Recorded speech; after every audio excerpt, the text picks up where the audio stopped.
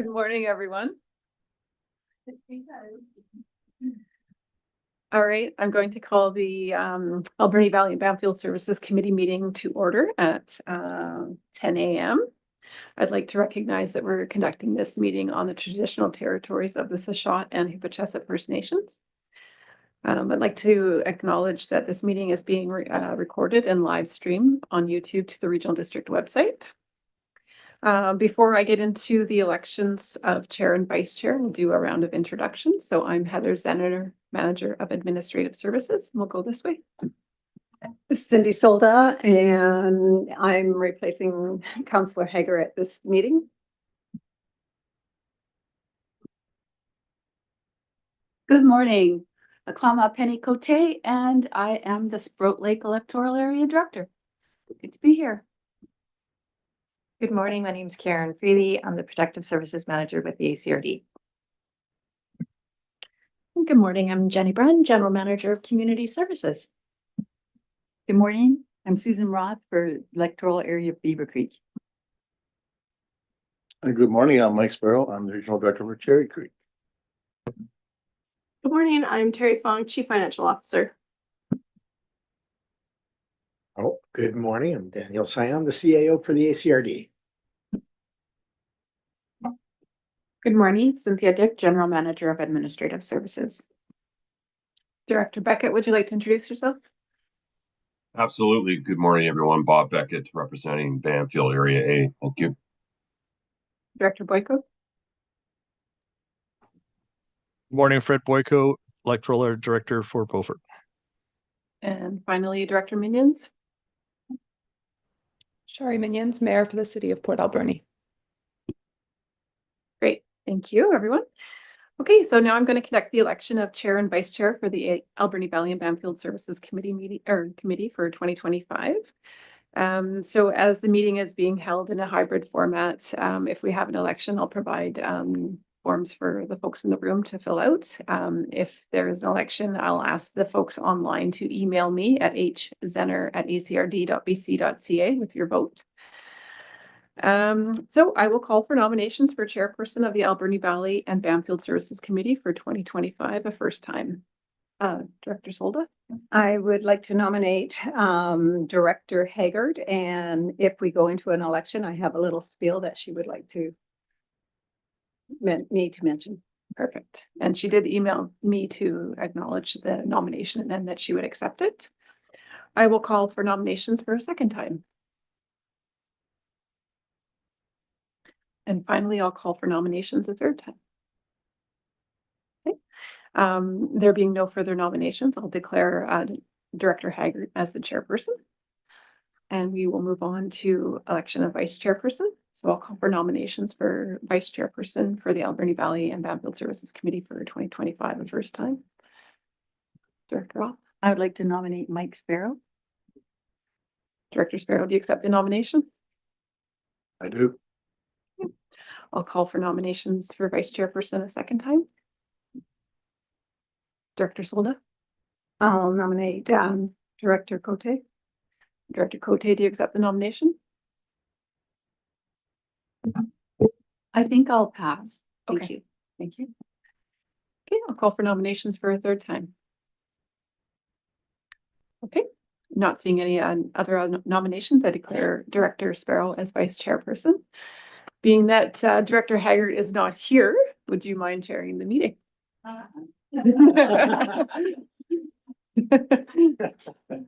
Thank you. I'll do my best. Okay, And thanks for the round of applause and.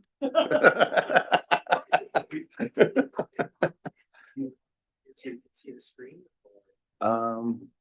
Yeah, you should. Yeah, sure. Okay. I'll give me a minute and I'll move. Sure.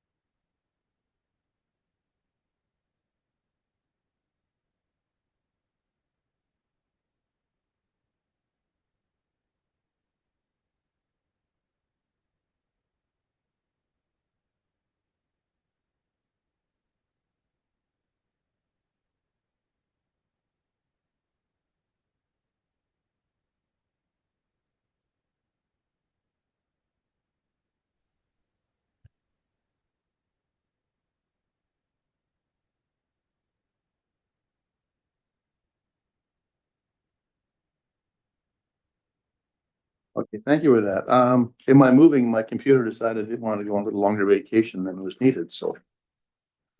Moving along, we'll see what we can do here. Okay, so we are now down to item 3, approval of the agenda.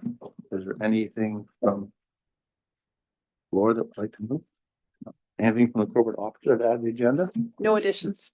Can I get approval of the agenda? Moved by Director Ross, seconded by Director Solda. Again. Yeah, new Director Solda. All those in favor? Opposed, and it is carried. Okay, item 4, declarations. Are there any declarations of conflict of interest? Seeing none, move on to the minutes. Thank you. Item 5A, Alberni Valley Bamfield Services Committee meeting held July 24th, 2024. The minutes of the Alberni Valley Bamfield Committee meeting being held on 2024 be adopted. So moved. Is there any errors or omissions? No. Moved, seconded by Director Roth. All those in favor? Carried. 5B, the Alberni Valley and Bamfield Services Committee meeting held October 16th, 2024. Any errors or omissions? Seeing none. Somebody want to move? So moved by Director Solda, seconded by Director Roth. All those in favor? Okay, that is carried. 6A, request for decisions. Request for decisions, annual review of Alberni Valley Bamfield Services Committee terms of reference 2025. That's me. Yep. Thank you. Yeah, so each year for each committee, we review the terms of reference. It's just a procedural thing that we do. I don't have any recommended changes, so I'm just asking the committee to reconfirm your terms of reference for the year. Thank you for that. Once again, my computer decided it didn't like me again. It really is just you. It really is just me. Okay. Thank you. Do you want to reconfirm the Bamfield?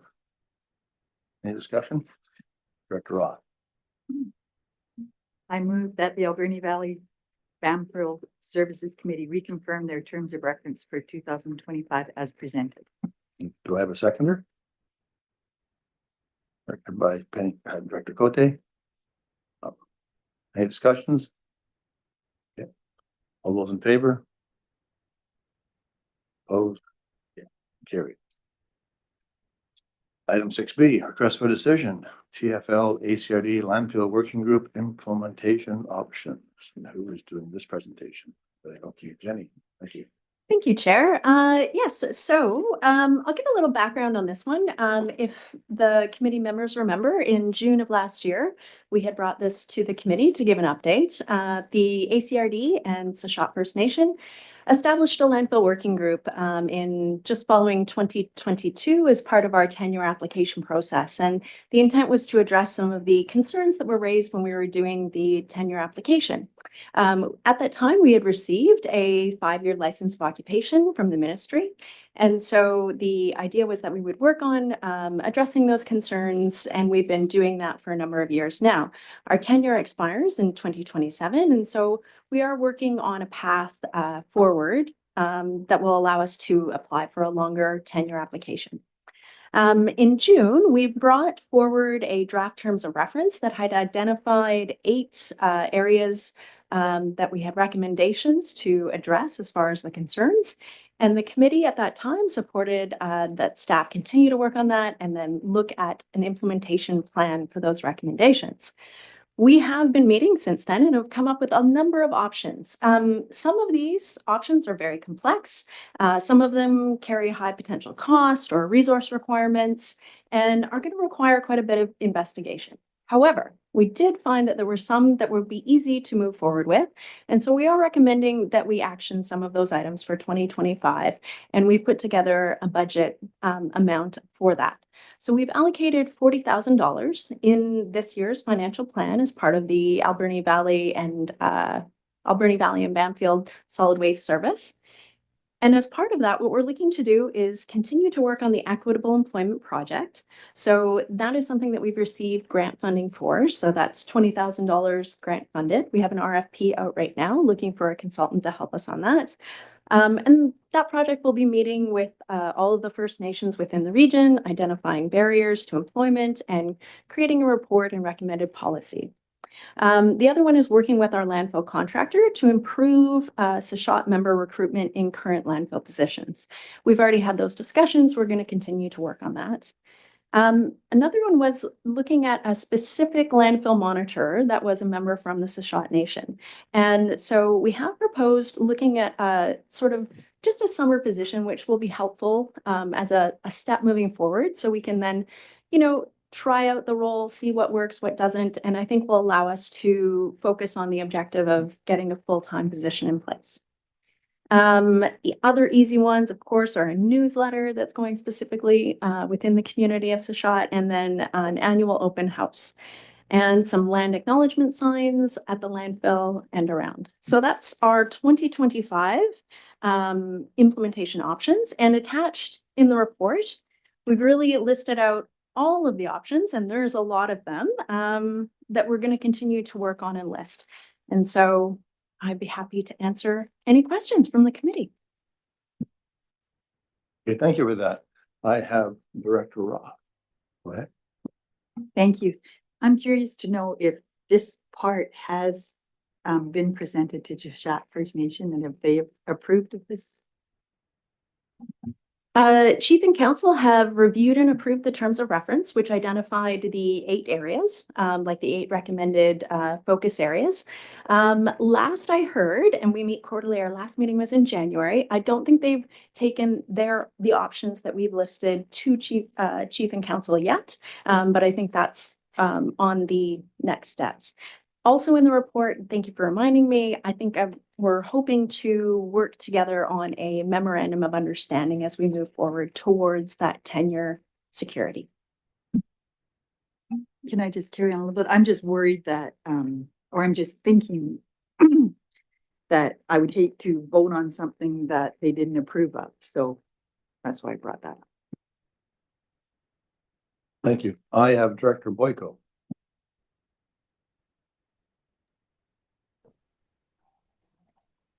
Thank you, Chair. My question relates to the 10-year timeline. Why don't we do a 30-year timeline so we don't have to keep revisiting this? The current expected lifespan of this landfill is 66 more years. So let's get a long-term thing in place and we can not revisit this every year and have some stability to the valley. Thank you. Through the chair, thank you for highlighting that. Our original application in 2018 was for 30 years. And through that process and the consultation that the province did, there was so many concerns raised, and there wasn't comfort level from SSHOT for issuing us a 30-year tenure at that time. So I think we would be able to get a longer term tenure if we can sort of, I think, demonstrate that we have a path moving forward that is supported by them, that addresses those concerns. And that's what we are hoping to work on through this as one of those key steps. But I think that's a really valid point, is that this is what supports that longer term vision. Well, I agree with you there. And I know there's a new chief and council in the past 5 years that would most likely look differently at long-term stuff. So I would like to move towards that in the future. Thank you. Thank you. I have Director Cote and then Director Silva. Thank you. Through the chair to staff on page, I think it's 19, interim mitigation plan and impacts report and traffic assessment mitigation reports. Will these include information? I know it's regarding working with the Shushat, but will it also include residents that are impacted in the Sprout Lake area?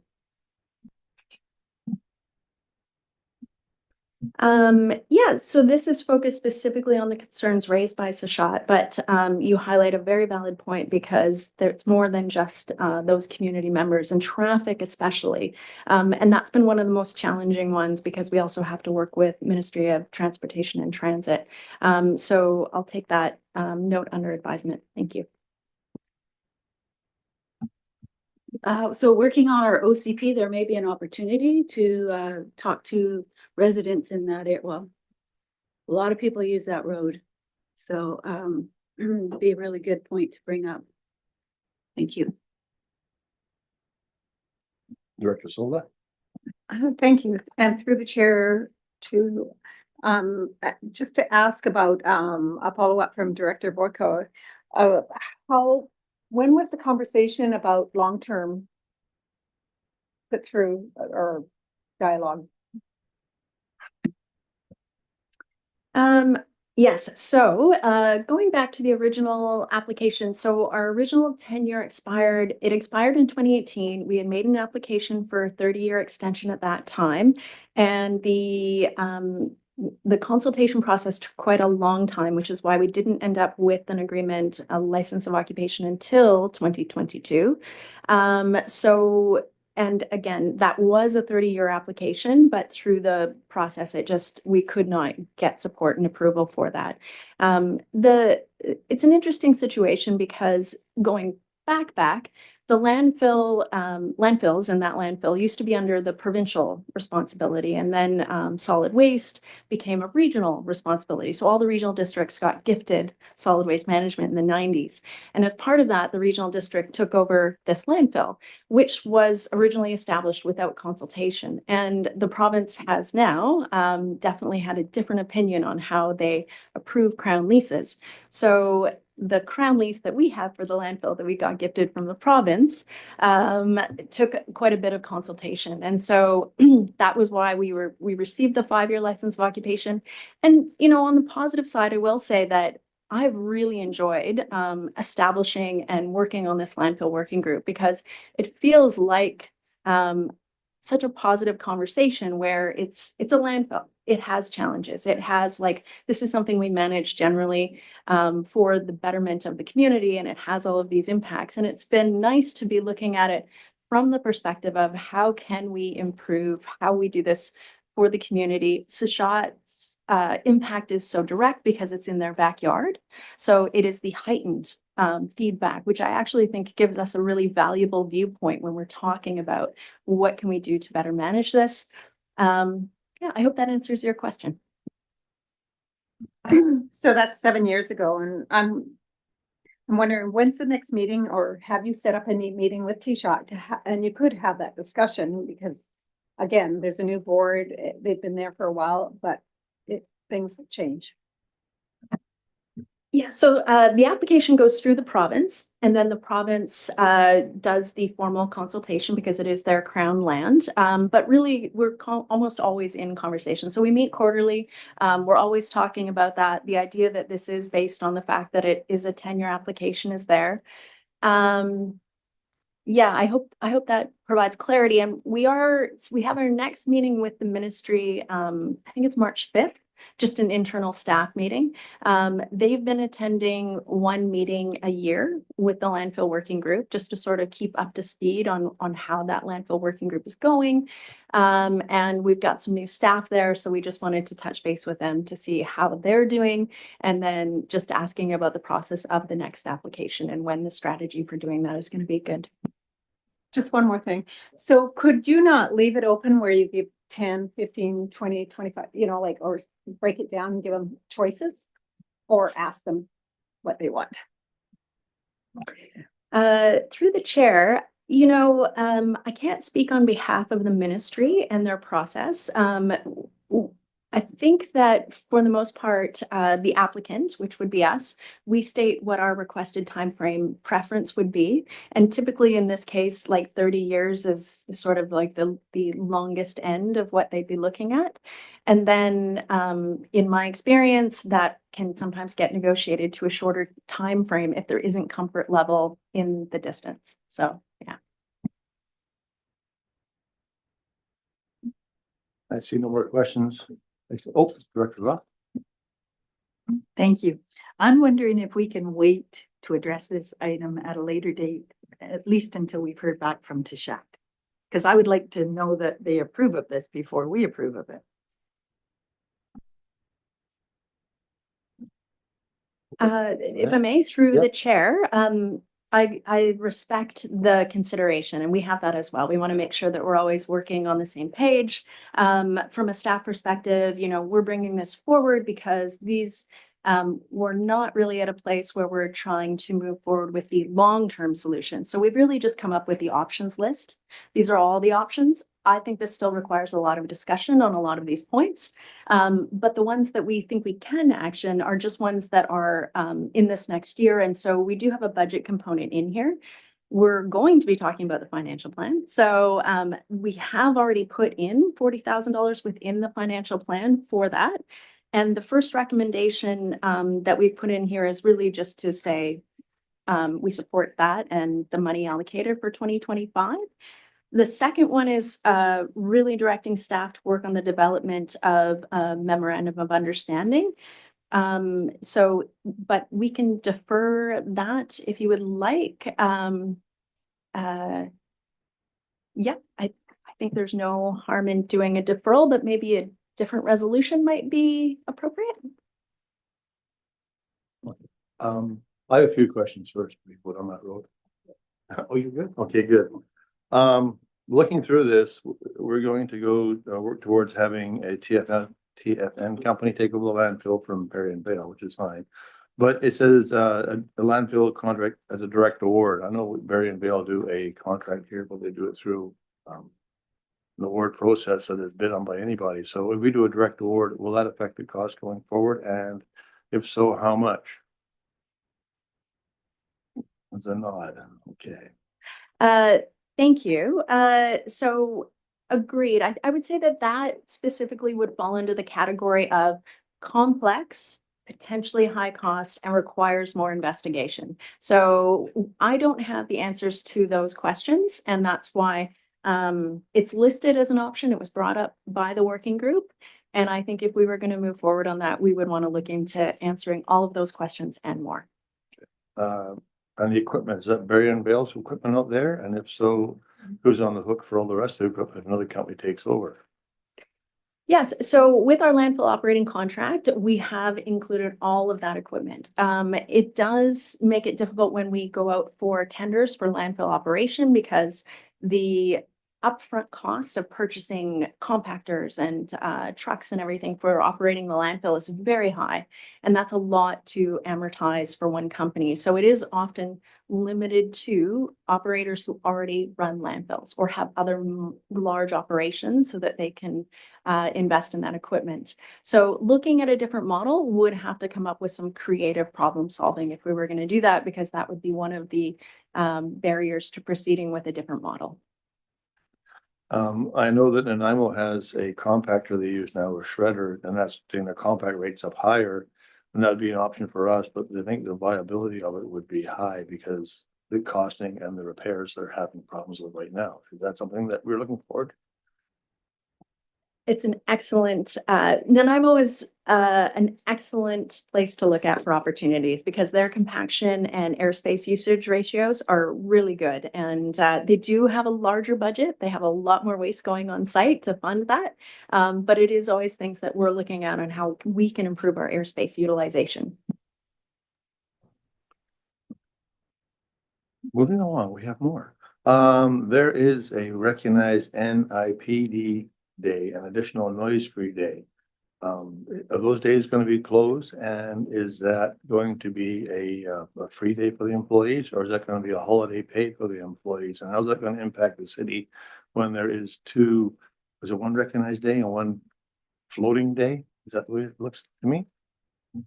Yes, so in the options list, we have identified two. So this is in response to the idea of there's a lot of traffic that goes to landfill, and it is noise and traffic within the community. And so one of the options that was suggested to address that or mitigate that is to increase days that were quiet.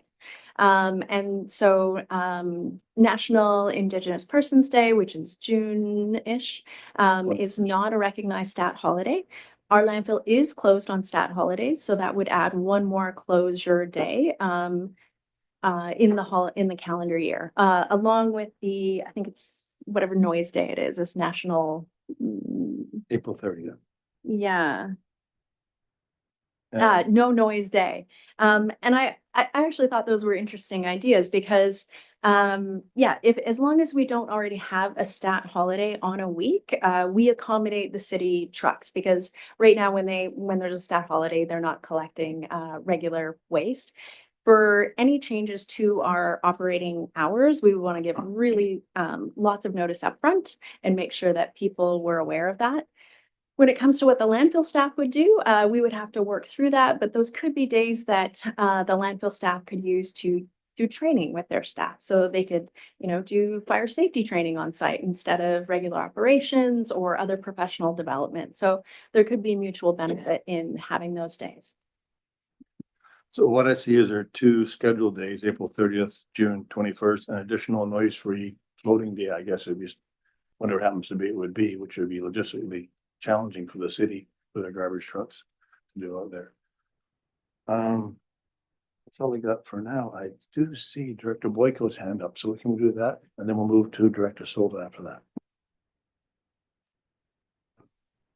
Yeah, thank you. I don't know where that noise day thing come from. I've never heard of that before, but anything we could do to restrict access to the landfill is only going to help people put more stuff in the bush, and we want to try and reduce that as much as possible.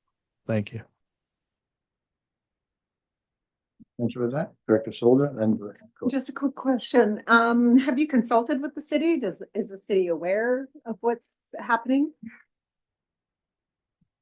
With regard to the possibility of closing for extra days, these are all very preliminary at this point because we're not looking to action this in 2025 and we're still looking at what the impacts and how we can proceed with this. I think it's just a bit preemptive. So, but yeah, we appreciate that and we would be doing that before we made any of those changes. Director Cote, and then Director Roth, I see. Thank you. Here I come with my Mike Kokura hat of history. I have had many conversations with Al McGill regarding the landfill over the years, the many years, 20 years. Done tours. We went through the tire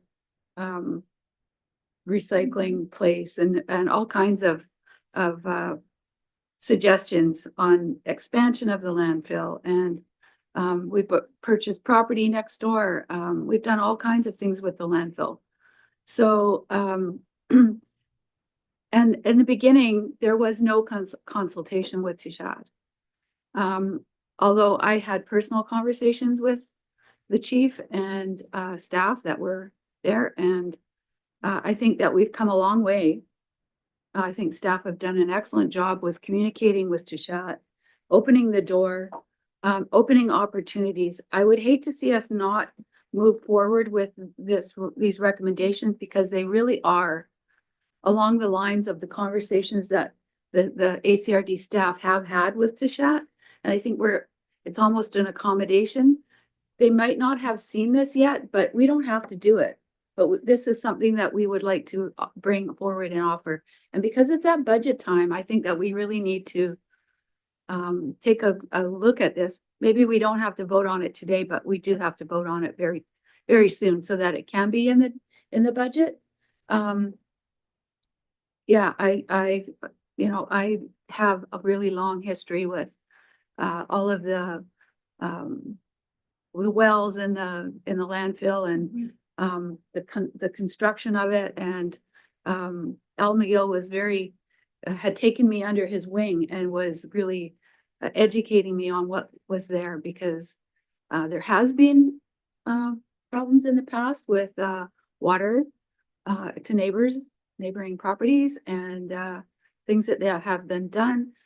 That's the reason why that I ask the questions that I do at this.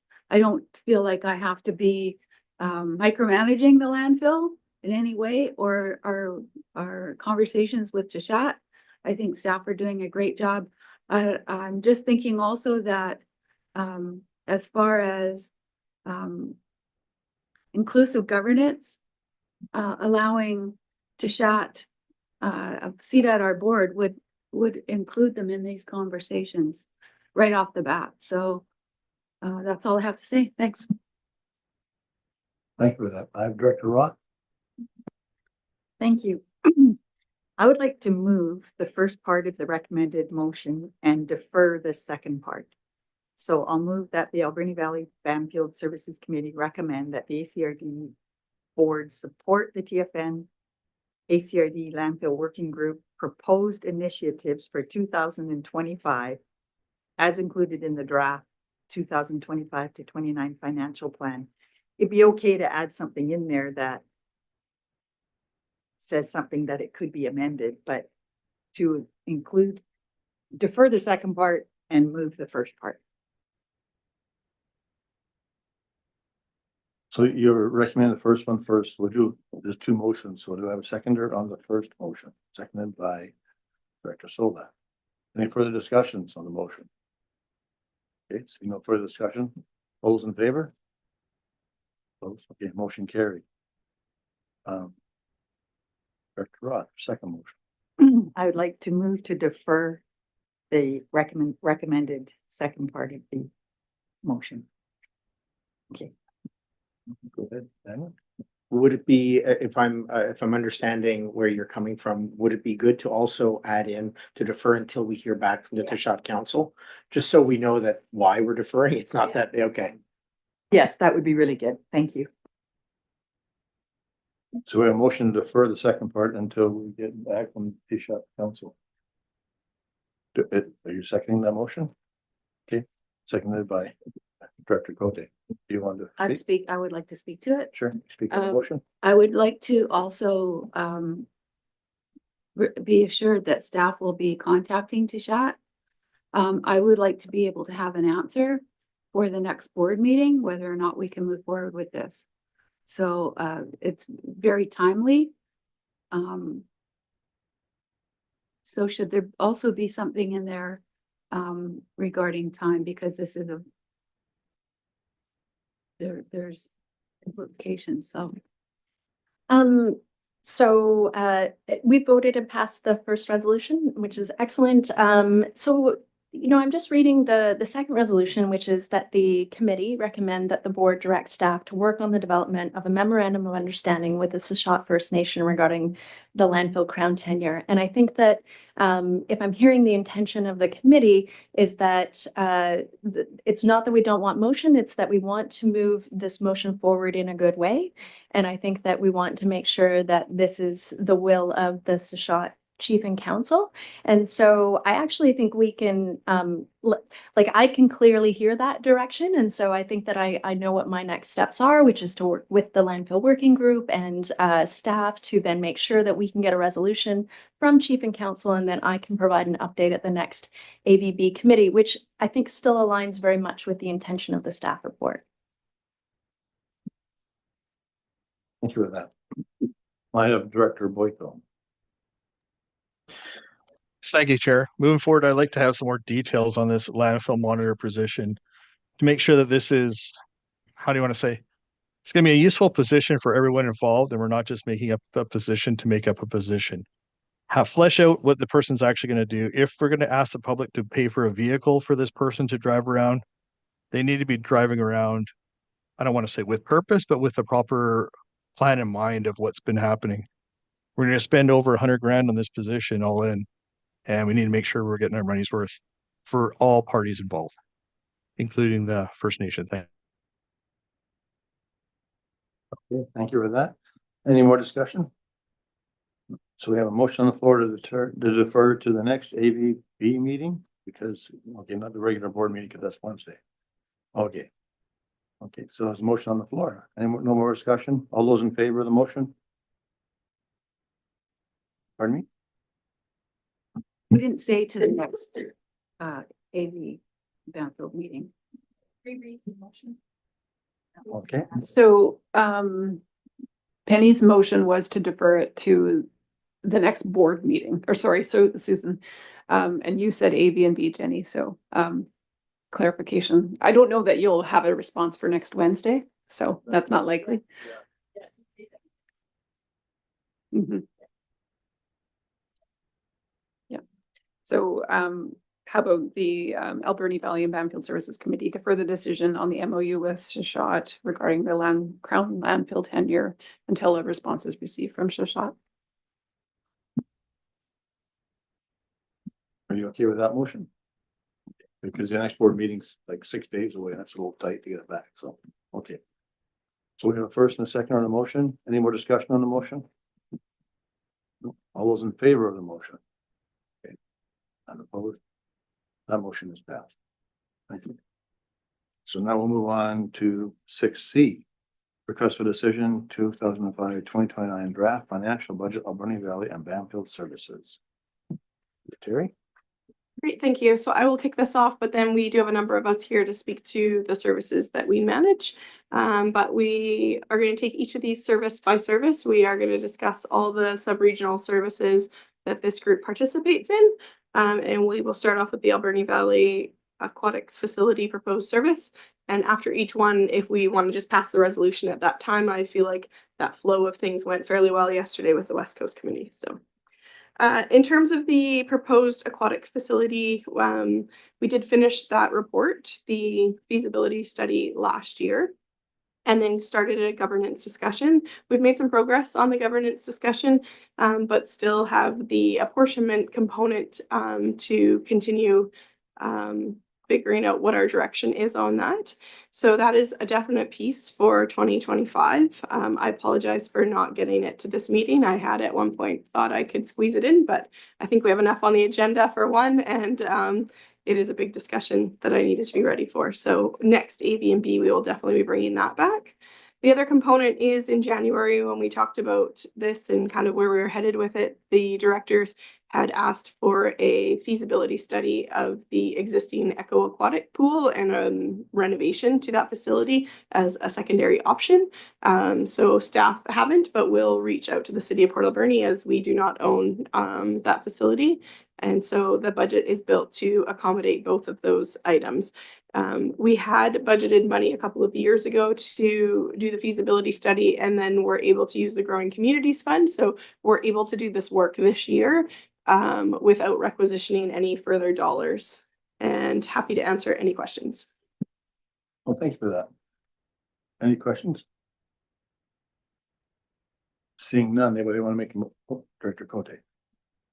Thank you. I'd like to go through the chair and ask if the city has had conversations on this in their budget discussions on the aquatic center and refurbishing the old aquatic center. Yeah, we've had discussions, and I'm going to refer this over to Mayor Minions because she sits on this board permanently, and let her, if she's around there, Mayor Minions, if you don't mind, through the chair.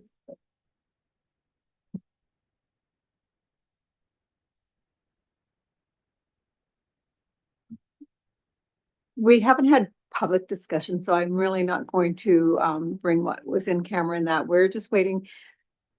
We're waiting for the ACRD to take the lead on what's going to happen with the pool, and we want it because we still want it to be regional. So we've left it in your hands basically. So till you bring it back to us. If I could, I just want to add that like we haven't actually made the request or advised them. Daniel and I did present to City Council on Tuesday night and did mention to them that this request is coming, but we didn't discuss it at that time either. So the next step will be for us to send a letter to kind of ask about study on their facility, and I would say that would be our next piece and is in our hands still. Daniel, you like to? Yeah, I just wanted to add that it would have appeared that when we did the tour that there was a willingness to explore whatever approach so that we knew so we had certainty around the options that really were there for the public, and that would then inform a referendum process that we advance in 2026. So I would still recommend that we advance with what's in the budget. We'll have the discussion with the city, and if for any reason the city says no, we don't want to consider that, we can come back. It doesn't change the requisition because the requisition isn't impacted. That might change the work plan, but it's just a reminder that in this case, the work plan is 2 years, right? We're going to do work in 2025 so that we can eventually have an informed referendum process at the same time as the 2026 election. And so that's what we're working towards. So even though we don't have a firm answer yet from the city, I would still recommend that we advance with at least the consideration of a renovation could be part of the discussion. Thank you for that. All good. Okay, I have Director Boyko and then Director Cote. Thank you, Chair. I think working towards having a referendum at the same time as a future election will save everybody time and money, and that's a good thing to do. Having options is good. I know it's been out that the city is reducing their maintenance and doing only essential maintenance and stuff like that, reducing their actual costs put towards the pool. I'm pretty sure that was in the paper. But moving forward, when we all saw the $100 million bill, everyone got a little bit excited about that. For the people of Beaufort, it would double almost exactly our taxes to the ACRD. So I don't want to say it's a dead horse, but I'm not hearing a lot of support for the current proposal as it is. So options will be great. Thank you. Thank you. Director Cote, then Director Solda, and then Director Roth. Okay, you'll pass? Solda. So just so everybody is aware of, there was a discussion about ACRD members or community members not using our facilities or the pool or whatever recreation in the city. We actually asked the staff to pull it, and over 300 people in the ACRD use the pool. And I think that's really important to note. You know, we don't have it broken down. Beaver Creek uses this many of the members, or Beaufort or Sprout Lake. The total in the region was over 300. And I think that's really important to note. We just know that we, the city, cannot afford to do this anymore, you know, and we need it to be regional, whether we upgrade the pool or build a new pool. And we've all done the survey, and I have done the survey where I went, yeah, I would love this and this and this and this in my pool, till I looked on the right and saw the price, and I went delete, delete, delete. But whatever the outcome is, it needs to be regional. We need to work together. We need, and you know, if you think about when Port Alberni first, and then you're going to probably heard this already, I don't know, but when Port Alberni was two separate, Alberni and Port Alberni, and the mills were doing amazing. I mean, I was in the 70s, my father's business on 3rd Avenue we did really well. And so when we amalgamated the two, we didn't take the pool away because we were still doing really well. We didn't ask the regional district areas to pay or anything like that.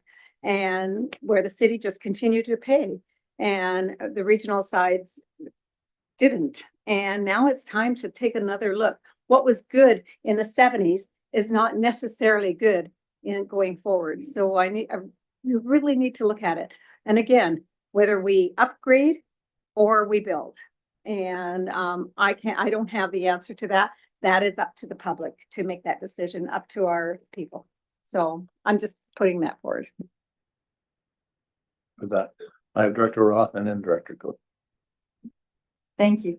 I would like to move that the Alberni Valley Bamfield Services Committee recommend the Alberni Valley Aquatics Facility proposed service budget as presented be included in the first reading of the 2025-29 Alberni Clayoquot Regional District Financial Plan Bylaw. Are you seconding that motion? Director Solda. Okay. Director Cote, you got. Thank you. I just want to point out that we still haven't come down to the governance and the ability to have areas pay. I love parcel tax, and I know that other directors do not. I cannot support an assessment-based service to the property owners of Sprout Lake in that taxation. So I just want to bring that point back, that we haven't settled on anything yet. Thank you. Thank you for that. And Director Solda. Well, to follow along on Director Cote's, I love parcel tax. I don't know if that's the right model for this. If we go forward, when the arena came, I enjoyed paying the whole thing off, right? At the time when the parcel tax was offered. But that is down the road. I don't even think we're there to talk about parcel, who pays what at this moment till we figure out what we're gonna do and whether it is parcel tax or it's through taxes every year. And I think that needs to be addressed as we go along when we're ready. I don't know. I believe we moved partial tax on another option a few months ago. Are we Okay. not, Terry? And then we'll go to Director Boyd. That is definitely still part of the discussion, and as we look at a sub-regional service, that is probably the hardest part and something that we struggle, like provincially, they struggle with in these sub-regional services. I will say that there is a chance we don't come to an agreement and we don't actually go to referendum, but so those conversations are going to occur at the same time, but I don't necessarily think one needs to become before the other. I think it's clear that the directors are looking for another option besides the full meal deal pool, we'll call it, but like the good pool with brand new at the $100 million price tag. So we're looking at, does a renovation make more sense, and does that make more appealing? The apportionment discussion is definitely something that we will be continuing at that next AB and B meeting, and there is some room in this budget to bring a consultant in to support that, because at some point that discussion is probably going to exceed what staff are, where we're wanting to go. Like so we need some expertise brought in to see if we can find some middle ground for everybody. Thank you for that. I have Director Boyko. Yes, thank you, Chair. Yeah, a couple months ago, we had lots of discussions about apportionment, but from the people of Beaufort, we would definitely be opposed to a parcel tax, especially the big landowning farmers that have 10 parcels. And I have gotten emails from them saying we cannot afford $5,000, etc. per year just for a pool, 10, 20 miles away from our place. Thank you. Thank you for that. Director Silva. So the parcel tax with the multiplex was interesting because you could either buy into the can't even speak English today, parcel tax, or you pay every year. So there was, you picked, and in my case, when it came to that, I choose the parcel tax. So it doesn't mean you are one or the other. It should be offered to. But then again, that's way down the road. Okay, thank you. I'll have Director Boyko, and then maybe we can wrap this up. Yeah, well, let's wrap this up. The people of Beaufort did not do parcel tax or contribute to the multiplex at that time. Thank you. I did see Director Jack just put his hand up. Did you want to say something before we go or not? Yeah, I think a lot of these things we can cover when we actually go through the process of the feasibility study. It doesn't really make sense to throw down any positions yet until we know more. So I'm supportive of moving forward with this so that we can actually answer the questions. And it would be better to be open for those options first rather than laying down conditions that we don't know anything about yet. So yeah, thank you. Thank you for that. Yeah, I think we're going on a little bit of a rabbit hole right here, but we have a motion on the floor and we've got it seconded. Any more discussion on the motion? Seeing none. All those in favor of the motion? Opposed? Okay, motion carried. Next, second motion. Is that? Terry? Yeah, so the next one is the Alberni Valley Emergency Planning. I'm going to let Karen introduce this, but then I do have a little bit more to talk about regarding the cost impacts this year. Thank you, Terry. I'll just review some of the key objectives for emergency services, and these objectives really drive the budget and our work plan. So we did chat about this a little bit prior in our presentation a couple of weeks ago, but just to review, one of the things we are working on continuously is to build resources and capacity in our community, particularly building resources and supplies. We have a number of CCANs in our community, and we've been, with every ESS grant that we have, we've been getting more bedding and cots and food and other items that we would need in an emergency, and particularly when we open up a reception center. We will be focusing on training, and it is part of our emergency plan that we do annual training with staff and our volunteers. And so we undertake those initiatives every year. Public education and increasing public awareness is a really important aspect of ensuring that our community is resilient and has personal preparedness. So we work on campaigns, annual campaigns such as the Emergency Preparedness Week or Shakeout or Hike to High Ground. Those are some of the initiatives that we take on. Volunteer and recruitment and retention activities. This is really specifically around emergency support services. We have a team of 33 individuals, and to ensure that program is robust and going well, we've put a lot of time and energy into working with the team. Really proud of where we've come with ESS, and I really feel like we're in a really good spot, but it does take effort, and we hold monthly meetings, and we also do exercises every year with the ESS team as well. And we have an ESS team in Bamfield as well as in the Alberni Valley. And this next section is about outreach and relationship buildings, consulting and collaborating. And I've chatted about this before, but the importance of really working together and partnering together and working alongside each other, because that is, in my opinion, the only way we're going to get through large scale emergencies. So definitely always trying to champion alignment with others and alignment as well with our legislative requirements. And just to review, we have a number of large grants this year. Some we're still pending the approval, but we have an ESS grant that and speaking of partnerships, that we're partnered with the city and the District of Ucluelet with, again, bolstering our resources, and also part of that grant is a training budget for our ESS teams. With the Emergency Operations Center, we're putting in a grant application, and with the City of Port Alberni and the District of Tofino. And this is where some of our, we have improvements to ESS, and this is actually where we've put in the Starlink communications in this grant. So hopefully we can be successful in improving crisis communications. We have received an emergency communications and public notification grant. Our partners are Sashot First Nation, Hupecheset First Nation, and the city. And I just met with the consultants for the first time this week, and really excited to move forward with that project to improve communication, interagency communication, and public communication to expedite information as it comes in, and make sure that we're not confusing when incidents are happening. Fire Smart, that's been a topic as of late, and we had great success with our Fire Smart program. We've had more critical infrastructure assessments, more home assessments, more curbside pickup than we expected. It's been a large uptake from the public, so we're really proud of what we've accomplished there.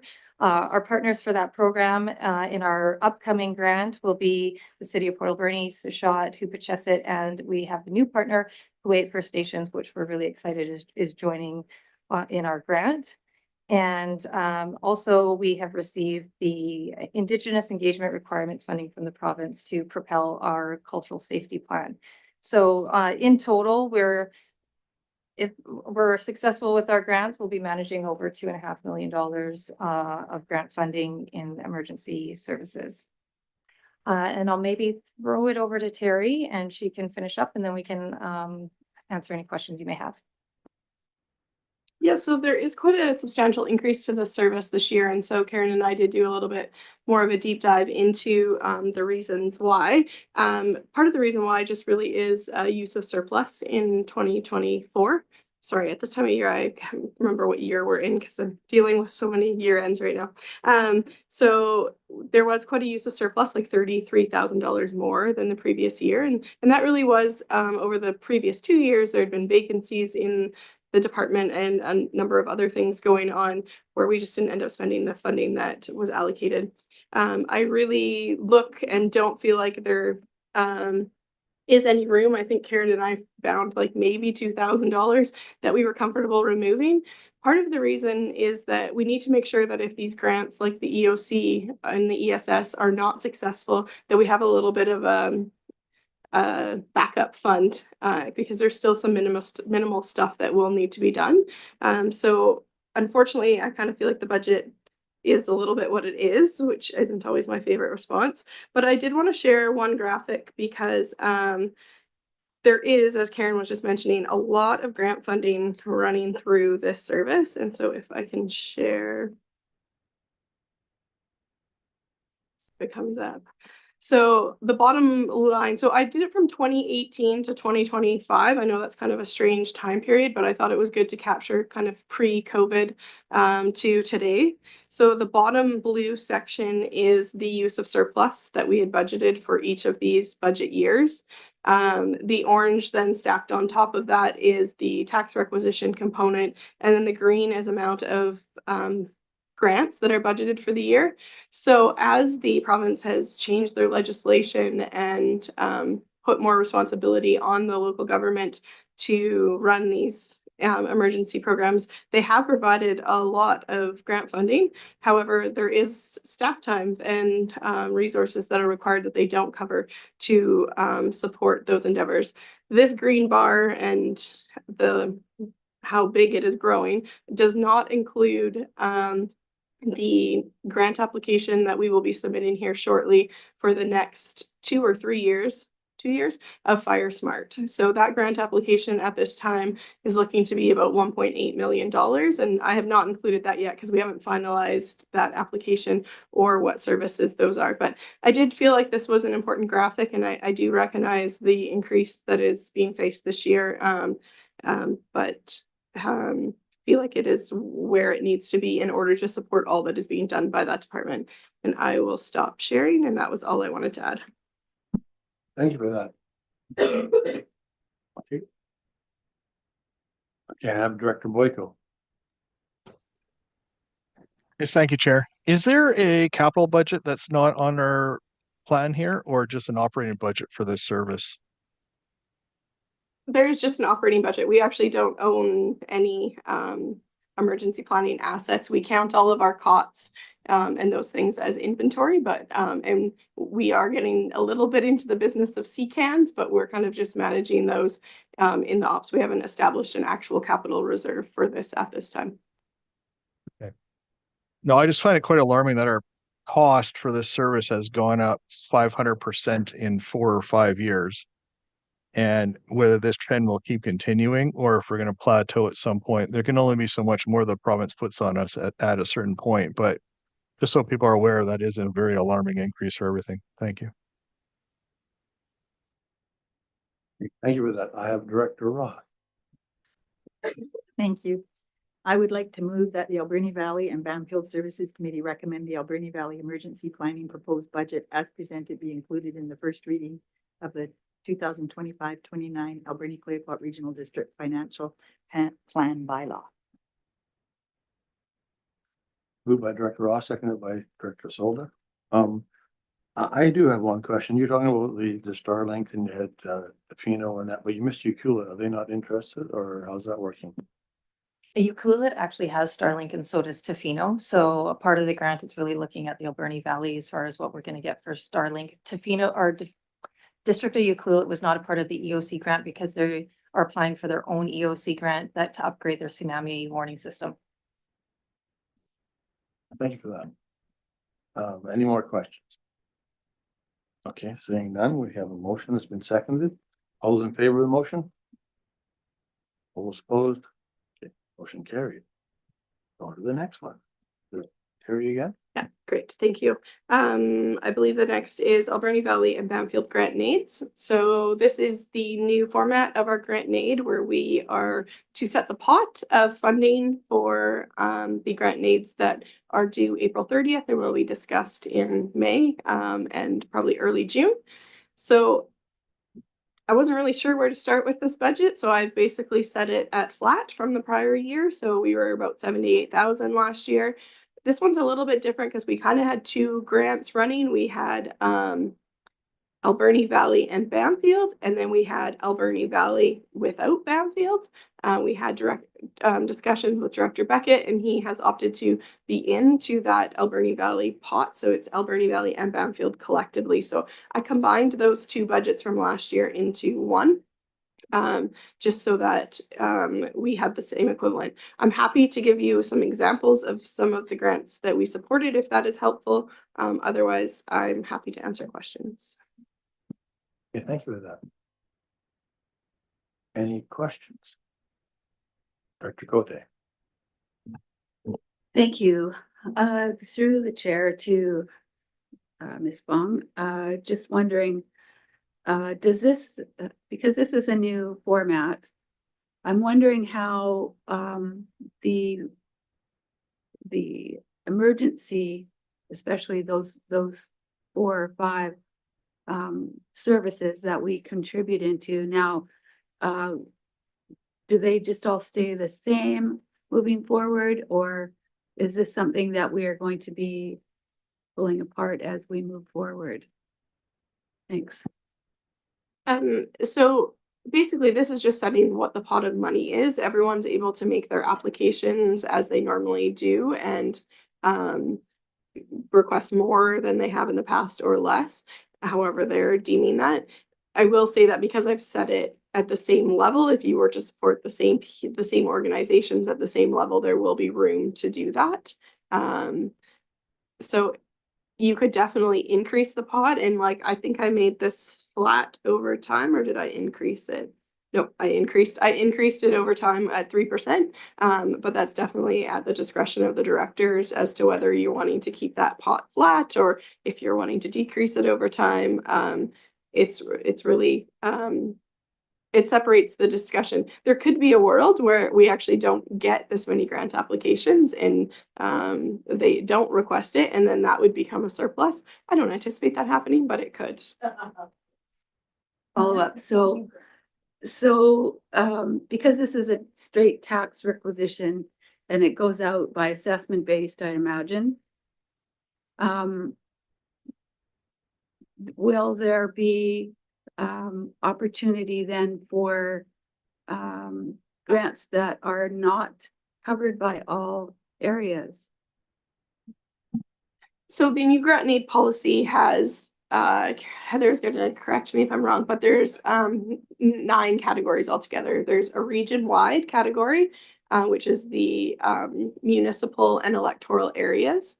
Then there's a Alberni Valley and Bamfield category, and there's a West Coast category. And then each electoral area has the ability to create their own budget for their area. So those are the pots. There's no mixing and matching and I'm in and I'm out. Yesterday at the West Coast Committee, there was significant discussion about the use of the land and improvement apportionment method. Under using the Local Government Act as our authority to do grant and aids, meaning we have not gone through a service establishing bylaw. That is our only mechanism to use. They on the West Coast are talking about the potential of maybe creating a service model that isn't using just land and improvements. We won't be able to do that for 2025, but definitely something that I said we'd be bringing to the cow here.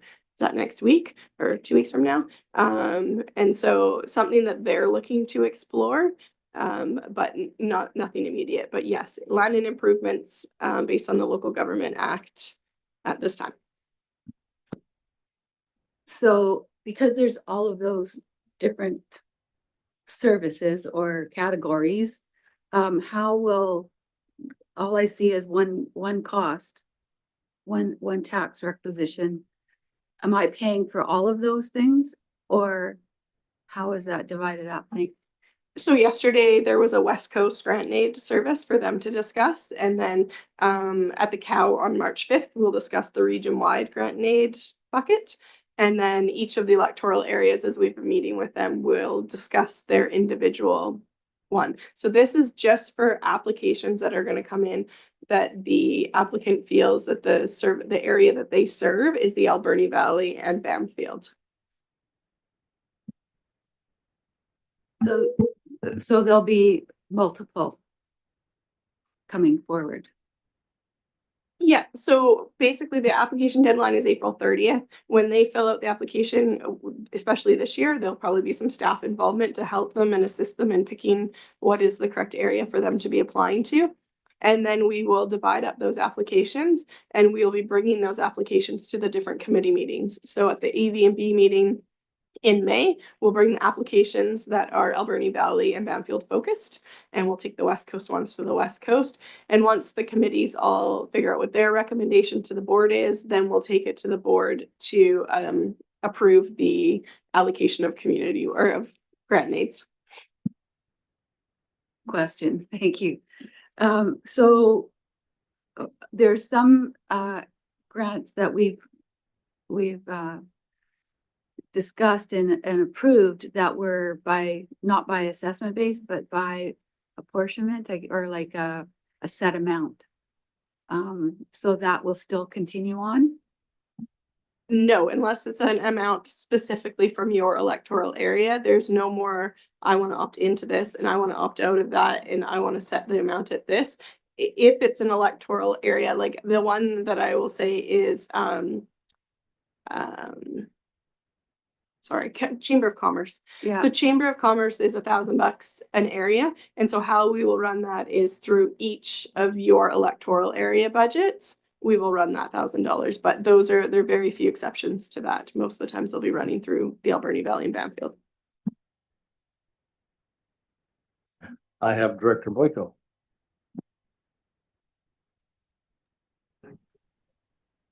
Yes, thank you. It's good to have an explanation on how this works and what people voted for last year. These are actually effects of what's happening now.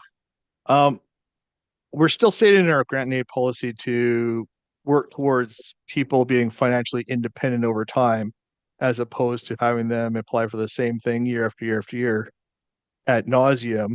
So I don't necessarily agree with that going up at 3% per year or going flat. I think we should have some downward decline to say, hey, you've been getting a grant and aid for 3 years, it's time to be on your own. Or, hey, you've been getting a grant and aid for 20 years, it's time to move on. We can't always have the taxpayers on the hook for everyone's organization at forever. That's my thoughts. Thank you. I think we put in a clause where we could keep going ad nauseum, you say, because search and rescue wasn't required, but they'd like us to keep adding on to them as they have no taxation authority. So there are some that do require grant and aid. So we do have a motion on the floor, do we not? That's been moved. We will in a second. There we go. Yeah, I'll move it. But I do agree with Fred. I think that we do need to, or, the people that are asking for grant aids or the organizations that are asking for grant aids do need to consider this is coming out of the taxpayers' purse, and there's probably a lot of taxpayers that could use a grant aid too. So we have to be thoughtful of that. But anyways, I'll make the motion that the Alberni Valley Bamfield Services Committee recommend that the Alberni Valley Bamfield grant needs proposed budget as presented be included in the first reading of the 2025-29 Alberni Clayopot Regional District Financial Plan bylaw. Moved and seconded by Director Solda. I have Director Jack. Thank you. I'm just going to say that I think just to support some of the items that you said, I think we do need to have a conversation about once again, not necessarily taking such a absolute positional position and like looking at each of the different types of grants and aid that we provide, because I think there are some items that are worthy of having ongoing support through a grant and aid process. That this isn't something that the private world is going to cover off because it's public good, and it's not something that necessarily can be covered off just by volunteerism, just because of the state of the economy. Nobody has time to do it for free anymore. Just look at the service clubs and how that looks like. So there are things that are actually important that require, and I think require us to support them. And I think something like search and rescue is definitely a part of that. So that would be markedly different than what you would say for other types of things, but for say search and rescue, the backpack programs, those kind of things, those things should be ongoing. And part of the argument that is being made is that if we think that they should be ongoing, then maybe we think they should be services, but this is an intermediate step because we're not there yet. And those are the kind of conversations that I'd like to have sometime in the future. But we do need to have conversations about the nature of public goods and where those exist. It's not going to be covered off by the community on its own anymore. It's just not going to happen. So we have to make decisions at this level where it is worthwhile And if citizens want grants and aid, they are free to create value in the community as well by creating a society and applying for them. Just giving money to individuals, you can tell that this doesn't actually create community services in the same way. That's why we exist. So I think we just need to understand that too. All right, thanks. Thank you. I have Director Silva and then Director Boyko. I would agree with Director Jack. In the city, we've now changed our grants and aids. Some people will receive like a 3-year exemption grant and they don't have to apply. So, you know, we're changing our policy. And then, of course, we have the yearly people applying. So it's just some people have to have it, just like the search and rescue. So I just thought I'd bring that up. Thank you for that. And Director Boyko? Thank you, Chair. Yeah, I agree. There's different categories or some things like the rescue squad that my father actually helped create in this town are very important and should be carrying on.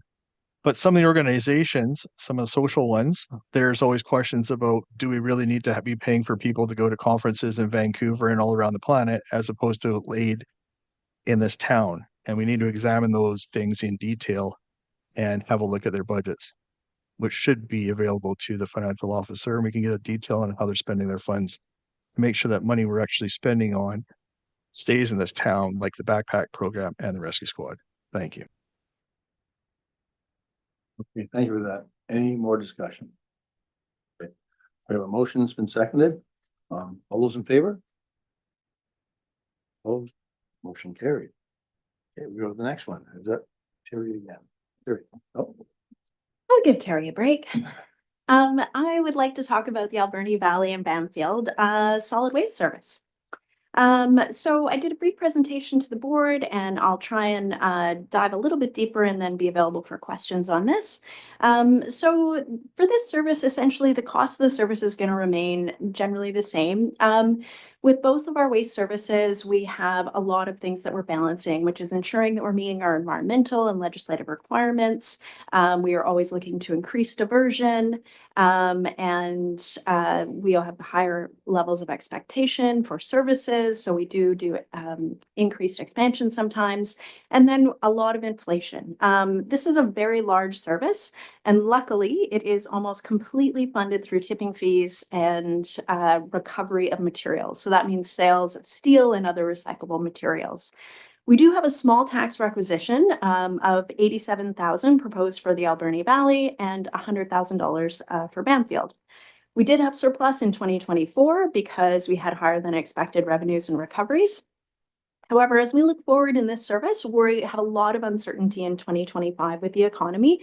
And I had mentioned that solid waste and garbage production is very strongly tied to the economy. So when the economy is growing, we see waste increases.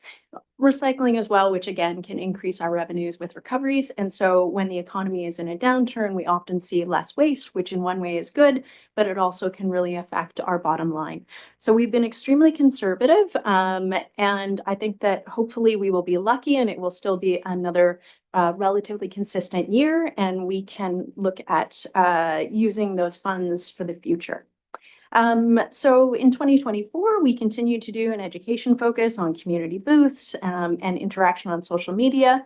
And we're going to continue to build on that in 2025 and looking at how we can really improve and focus on our education program to continue to increase our diversion campaigns. So we'll be looking for community outreach and working with the school district, as well as engaging at our local recycling depots.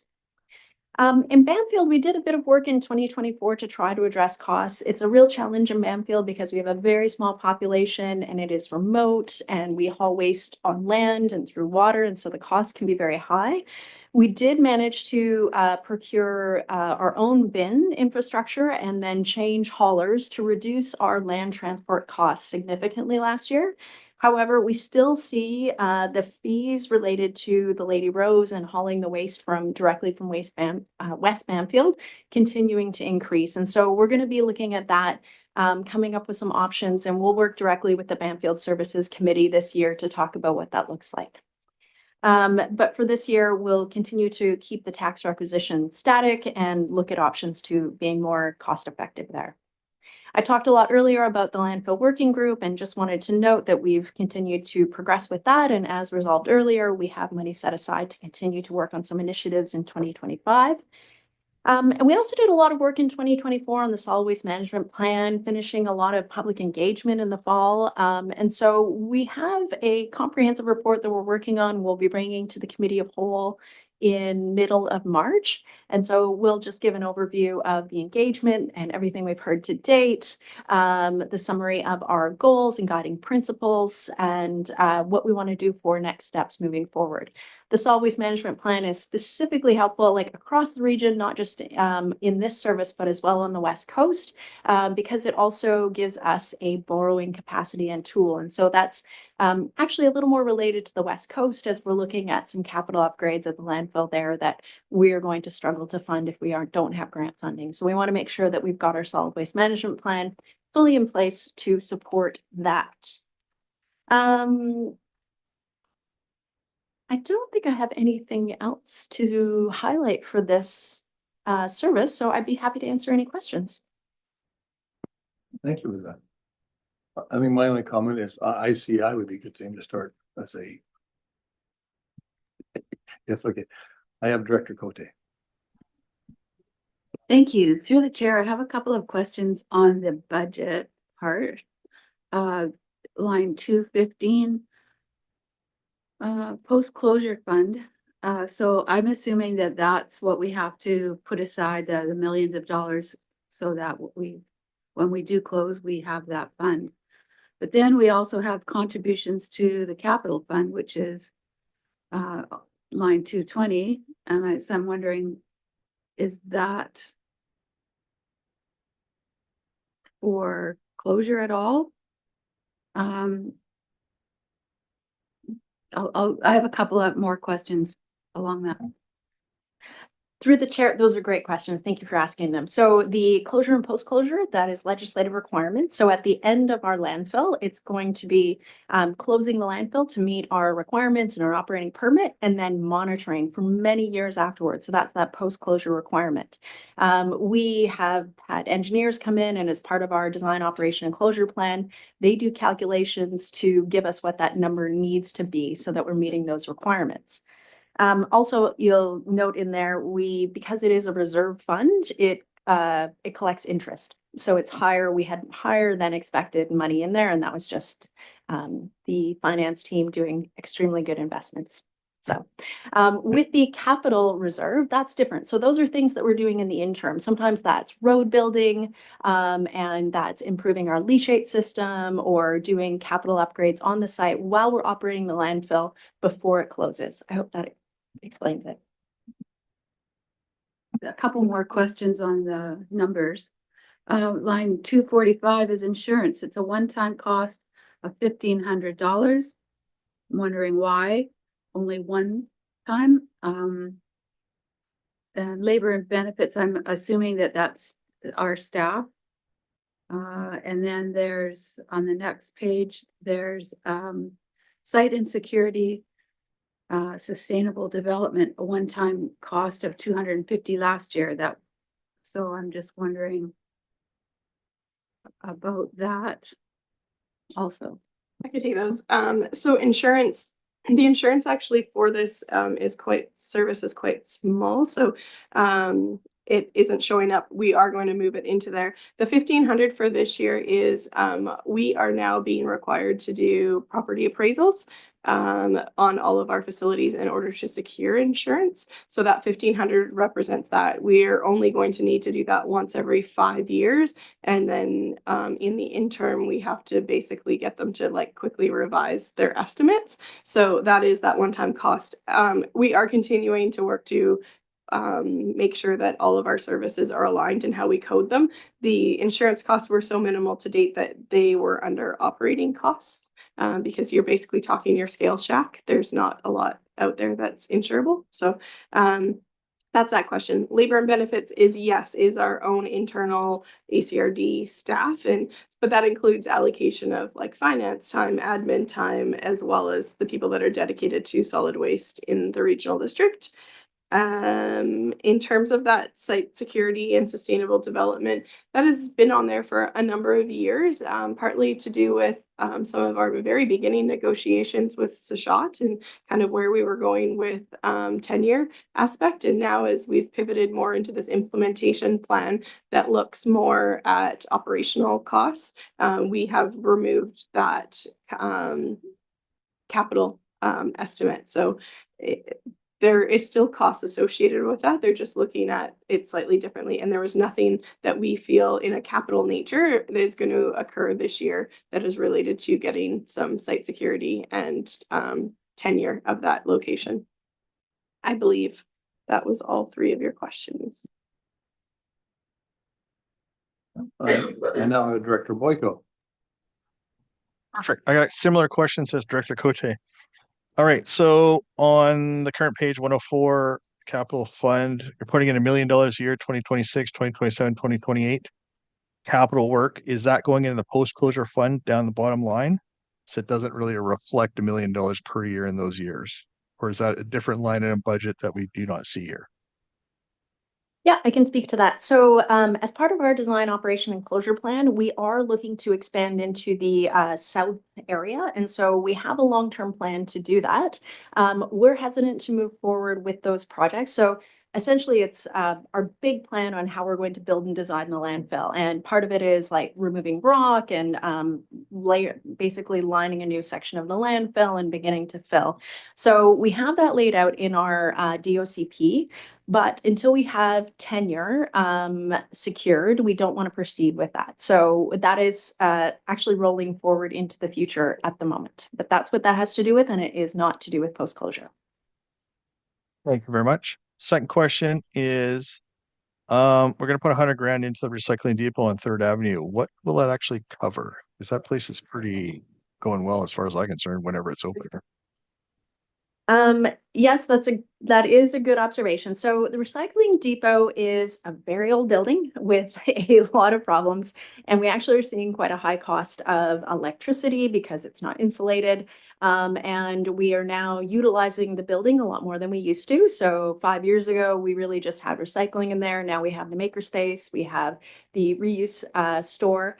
We are in discussions right now, just looking at what do we need to do to improve that facility to make it work better, and then also just be more cost effective for us in the future. So we actually, that is a ballpark budget. Right now, we're looking at HVAC items that, are in the range of $20,000. And so we have a placeholder, and it will roll forward or fall off next year once we have got a detailed plan developed. Thank you. Any more questions? Hearing none, Director Roth. I'll move. So do I need to read it out? Sure. Okay.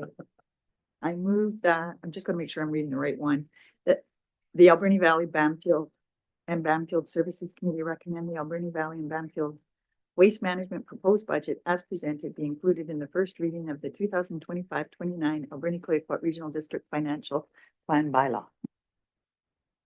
Move, seconded by Director Silva. Any more questions?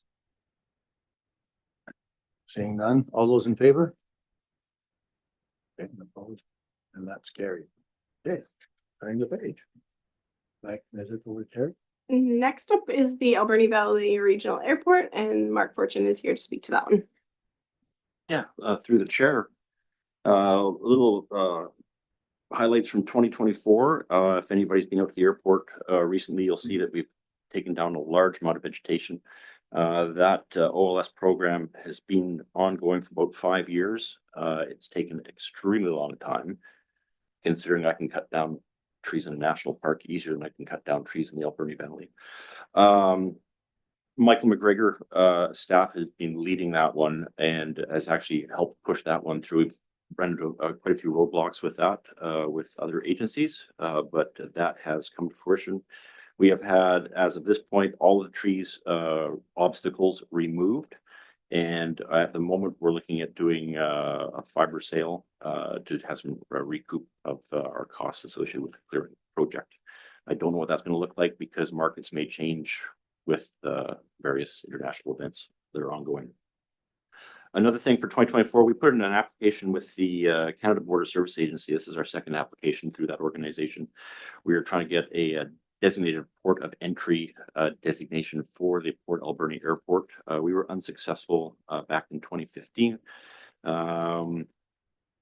We had assistance on this one. I thought it was a long shot. We were unsuccessful. But what we did get out of that was CBSA was willing to provide a pre-planned service to the site at cost. So now if somebody does want to come into that site, we can actually arrange that through Canada Border Service agencies on a cost recovery basis. We didn't have that before. We have that sort of on the plate now. So that was a door open for us there. Going on, non-tax revenues are increasing, 120 in 2023 and 138 for 2024. And we are still looking at increasing that. We have a couple of projects on the go in 2025 at the moment. Lease expansions at our site, both are ACRD airports have unique opportunities. The West Coast has basically a tourism focused component. The Alberni Valley has an industrial based component, and both sites, especially Port Alberni, have room to grow in that direction. We currently have 2 lease expansions being investigated at the AV airport. Both of those are being with current leaseholders on the site, and I hope to see some movement on that probably within the quarter. Other things we are looking at, we've been trying for a long time to get high-speed optic into the site. We have a line that goes right past, Airport Road going up to the West Coast, and we couldn't seem to get TELUS to come in with a reasonably priced option. And as of 2025, they have decided to replace all the copper lines onto that site, which means we're getting new high-speed optic in the site. So we were looking at between $75,000 and $85,000 to have optic run into that site, which we said no to. And now it looks like we'll be getting it for free, just as part of service upgrade. So that's going to be fantastic, because honestly, we do have Wi-Fi at the terminal building, but if you go back to old dial-up, it's about that speed. It's not very usable. So that's a great thing. We've been waiting for that for a long time. It's finally coming to fruition. Key projects for 2025, basically all to do with our gains with the OLS. So once we've got those trees down, we're going to be operating our precision approach path indicators. That's part of the lighting system. It gives visual guidance for the pilots coming in if they're too low or they're too high. We couldn't utilize that system before because we had obstacles in the way. Now that those are cleared, we'll be energizing those, and that'll be another feature for the airfield. We're also looking at instrument approach procedures upgrades. Now that we have a space that we can actually designate as a recognized standard with Transport Canada, we'll go through an attestation process with them. The same thing with NAV Canada. We're also proposing crack sealing for runway surfaces at the AV Valley, and it's quite interesting in the fact that I have a runway surface in the West Coast that we had redone in 2012, and I have some reflective cracking on that one that was done in 2012. We have reflective cracking on our runway surface at AV Valley, and it's much more severe than I have on the West Coast, but it's due to your temperature changes, like that asphalt mat. If you think of it as just a solid piece of lay, it actually moves a lot, and your temperature variations in the valley are such that you're expanding and contracting that mat. So we end up getting cracking forming on the mat. So we want to maintain that surface. So we'll be looking at crack sealing again this year. And another big one for us is fencing improvements. So we'll be looking at fencing improvements around the airfield. From a grants perspective, we submitted a grant application for an equipment shelter back in 2024 through the British Columbia Air Access Program. That initial application was for $900,000. They came back to us and said that was too expensive. So we substantially removed a lot of the apron components and left them as gravel instead of paved surface, and still retained the building structure, which is basically 40 by 60. And we have a grant application going to them for $600,000, and hopefully we'll be successful for that. If we are, we can move forward with that project. And open to any questions if anybody has any. Well, thank you for that report. Are there any questions? Director Silva. That's exciting about the high-speed internet. Do you have a ETA when it's supposed to go in? Through the chair, we have had Rich from IT directly communicating with TELUS as of last week. So they've already done a site tour, and I'm assuming this first quarter we'll probably have some action in the first quarter. So it'll go in this year, though. Nice. Thank you. I have Director Boyko and then Director Cote. Thank you, Chair. Yeah, it's good to see the proper tax requisition numbers in print. My question is, there's two items we talked about last year, and now we're revisiting them that we approved, and we selected vendors for the equipment shelter and went through all that. But the board doesn't get any feedback on whether this actually happens. So I remember voting on this $70,000, and I thought that was ridiculous for the internet. But we don't hear until today why it didn't happen, or that fact that it didn't happen, even though that probably took place 6 months, 8 months ago. So we're all assuming that it did happen and take place, but we don't get any feedback on whether it happened. Same thing with the equipment shelter. Because I know coming up, we're going to talk about some kind of shelter for the Sprout Lake Marine Patrol. And I know there was talk about using this equipment shelter at the airport to store the boat in the wintertime and then save some funds. So having some feedback from the staff of, we plan on this, but it actually did not happen more than once a year, I think would be great. Thank you. And another vehicle here. So I think we got, what, 3 or 4 vehicles we're looking to purchase this year total. I think we can probably defer some of that. Thank you. Thank you for that. No problem. I can speak to that. I appreciate that. We do our best to try to communicate. We have the Alberni Valley Regional Airport Committee, which we do meet quarterly and do update reports. So that committee is kept fairly well up to date. But we can do work on a better job of making sure that information is conveyed through. We are trying to work on different communication devices, even with the committee, just sort of different ways that we can communicate, not just to the board, but also the community in general about ABRA, because I think that there is a lot of interest in the airport, and we will try to work this year on being better about communicating out. Okay, thank you for that. And Director Cote. Thank you. I love this report and the fact that showing that our leases are covering the cost of the service, and that it's actually helping with our capital costs. So kudos. And working on things like the port of entry application, which was denied, but I'd love to see that happen all over our regional district. The opportunity for economic development that could equate from that. So thank you. Thanks for the report. And is the obstacle clearing completed? Thank you. Yes, through the chair, yes, it has been completed, and we have confirmation of the targets being removed. Great, thank you. Any more questions?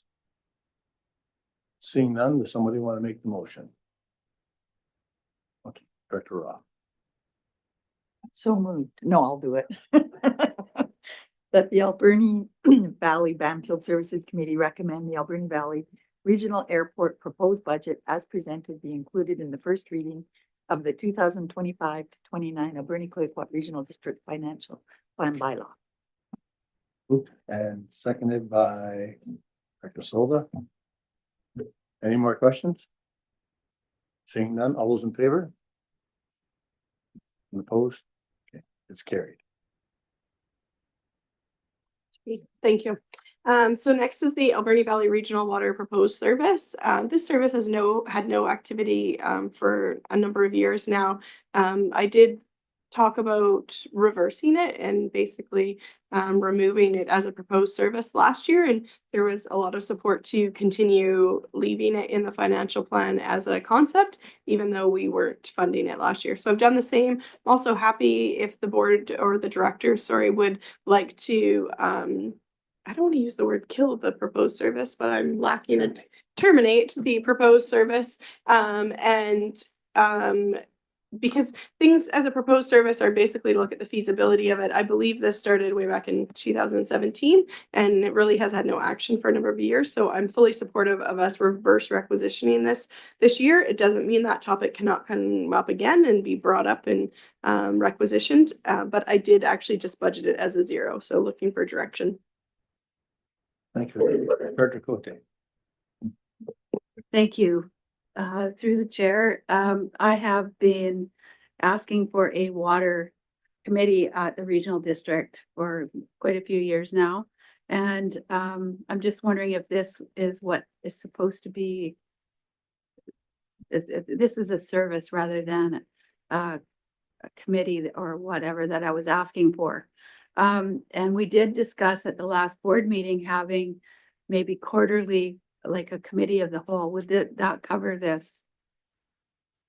So this was very Thank you. specific. This regional water proposed service was to pull water from Sprout Lake to provide water to the city of Port Alberni, Beaver Creek, and Cherry Creek. So it's really limited to that concept. So no, like if we reverse requisitioned this and terminated the service, that would not prohibit you from creating that committee that I think is on the work plan for this year.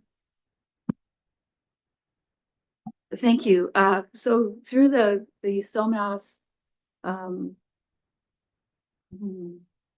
flood flow? No, whatever. Yeah, there's committee. And we've been talking about the water extraction from Sprout Lake through the pulp mill water line to the city. And there's quite a few questions that came up with ownership and with the city. And I'm just wondering if staff can't have had any updates on that. We don't need it today, but just wanting to remind staff that there was questions. Thank you. Thank you for that. I have Director Roth. I'd like to reverse requisition for the Alberni Valley Regional Water Proposed Service budget.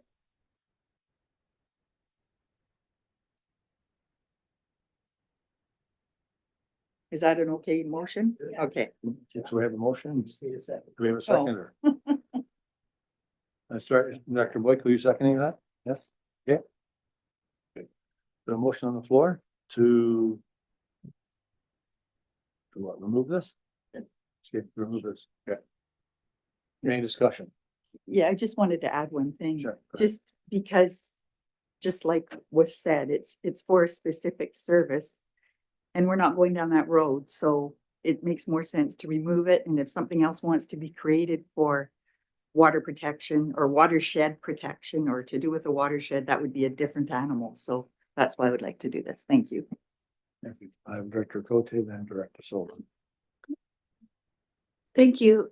So through the chair to staff, so this is a proposed service. It's not a service that's been created, and to create this service, we would have to do either the alternate approval or a referendum to create it. Thank you. Yes, so as a proposed service, we can requisition funds to do feasibility studies, and that's basically it. At that point, you then have to go to some sort of electorate approval process to proceed. The reason why I support and I encourage the reverse requisition approach is that we really haven't been active on this file for a number of years. So I do kind of agree that it would be good to kind of wipe the slate clean. And then if a new concept comes up through discussions at whatever table, we can definitely build a proposed service next year to look at a feasibility of something else. Yes. Thank you. So to staff, question, did we have a feasibility study or do we have any studies already on this that, what did we put into that cost wise in the past? Thank you. I don't know cost wise, but there was a report completed by McElhaney Engineering in 2017 that then talked about it. And so since that time, which is what, 8 years, there's been no action or desire to proceed down that route. So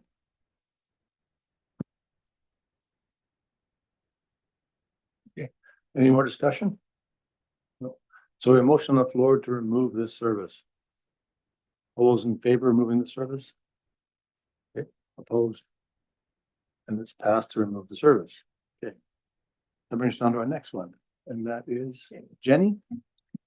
Custom transit. So in 2024, we saw a large number of trips, over 16,000. And we are in the midst of implementing a service expansion for 2025. So there is an increase in tax requisition. We are adding 1,300 annual weekday service hours. So this allows for more hours at peak hour. So sometimes we do see people getting denied trips because there's just too much at the same time for requests. And then we're also adding in a basic level of service on Saturday.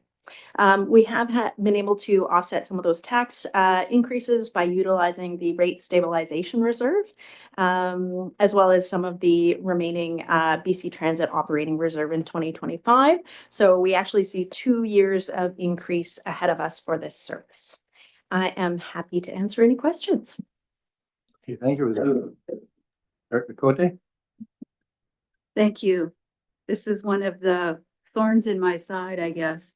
It's a needed service, but it's just costing my community way too much for the amount of service that we get.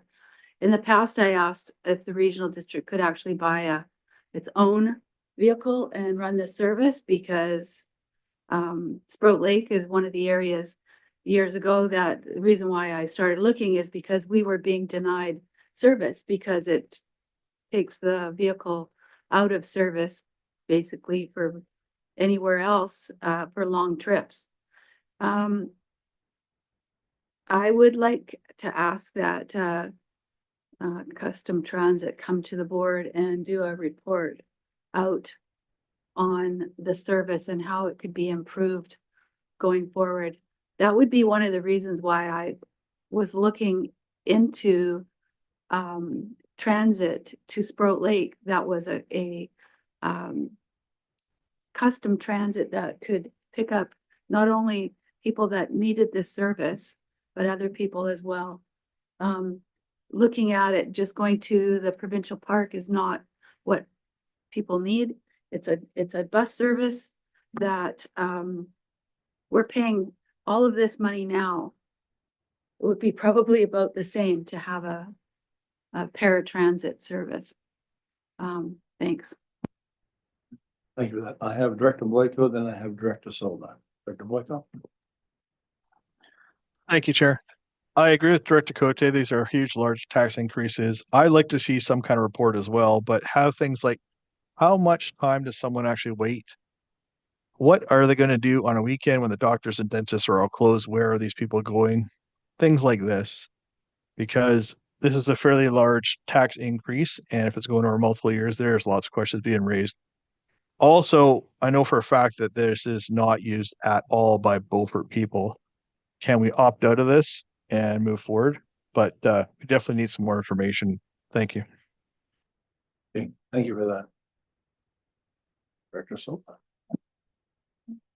Okay, when I look at hear from Penny and what she's going through in her area, I know there's people out there that work in Sprout Lake that have no transportation into the city. And so they rely on people to pick them up to take them to work. And it's frustrating when you don't have a license and you can't drive. So, but what I'm curious to know, has the regional district explored their own service? I can't remember that that's ever happened. And is it something that, and we should be doing, is exploring having our own service, or again, I see there's smiles here, so there must be something. So I'll wait for that answer. I really appreciate everyone's comments today. We will definitely be able to bring back more information to a future meeting. That's not a problem. We can talk about custom transit. The future transit study is still underway and we're still looking at that, and that's on the docket to come forward to have more discussion about and looking at that Sprout Lake extension that has been part of that plan. So we're happy to bring that back and discuss those options and more information about custom transit. And it is a high cost per ride. I will make one comment. If we were looking at doing a proper investigation of operating a service, we can do that. But the staff time involved is going to be very heavy. And I don't think that we have capacity within our 2025 work plan to achieve that right now, like just because we've already set our work plans in place. So we can look at doing that if we want to do that as an exercise, but it's not something that I think we can just slide in because of the amount of work that would be required. And when you're looking at doing that, will the First Nations be involved in that study? Because I think T-Shot, it would be very, very helpful because they are also Lakers and yeah. And I know I've seen the service go up and down my road where I live, out Beaver Creek, and so it is being utilized. The director probably could speak more on that. I have Director Roth and then Director Boyko. Thank you. I agree with Director Cote and Director Boyko as well, although I do see the service used in Beaver Creek. If it's a high cost per ride, we really need to look at this closer. So I would like to defer this and make this motion that we defer the Alberni Valley Bamfield Services Committee recommendation for the custom transit proposed budget as presented until we can get more information and perhaps directly from, pardon me? Okay, so maybe that might not work. So how can we do this? Through the chair, so we are currently in an operating agreement with BC Transit. We brought that to the board in May, and so that was approved. And we will be bringing it again. We always do a renewal for a 3-year agreement, so we will be able to discuss this. If the board is looking to change service, I don't. I would have to come back with different options on how we could address this at this time to think about that, but we can make changes in the future if we want to make changes to how we operate custom transit. What staff has been doing is operating on the direction that we received to expand the service. So that is what this looks like in this budget. This was what we decided on in May. And if we want to change that, we can, but I don't know if it's going to be easy and viable to do in 2025, but it does sound like it requires wholesome discussion. So so what would be a good way? Like, I want more information myself. Like, I don't want to keep going down the same road. I don't know. I have a hard time with this too. I can suggest maybe, and Daniel, correct me if I'm wrong, but if you wanted, we can pass a resolution that it's written that staff provide a report back on custom transit, providing more information on what the expansion looks like and what would it look like to investigate alternatives.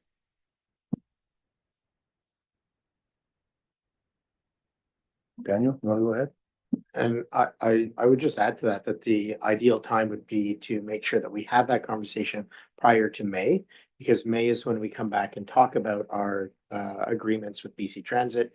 And so we'd want enough time to have any conversation, and any recommendations coming out of that conversation, we'd need to feed into the discussion with BC Transit so that future contracts can be amended. But it's a bit of a bigger service. So there's a lot of lead up time. So I just want to make sure that we give ourselves enough time for that conversation and understand that changing the service requires a change with BC Transit. And now I have Director Boyko. Thank you, Chair. With regard to adding the Tishat First Nation, what kind of cost recovery model are we going to do for that to help us pay for the service that they will be using? Thank you. One of the ones we are just in initial discussions with them, but one of the ones that we are discussing is kind of a population basis. So based on their population of their area and then the population of the valley, I think off the top of my head it was going to be about $5,500 a year. And obviously, as census numbers change over time, that will change. There would be no increased cost to us on our end of our BC transit agreement, but we would then get a small recovery from them.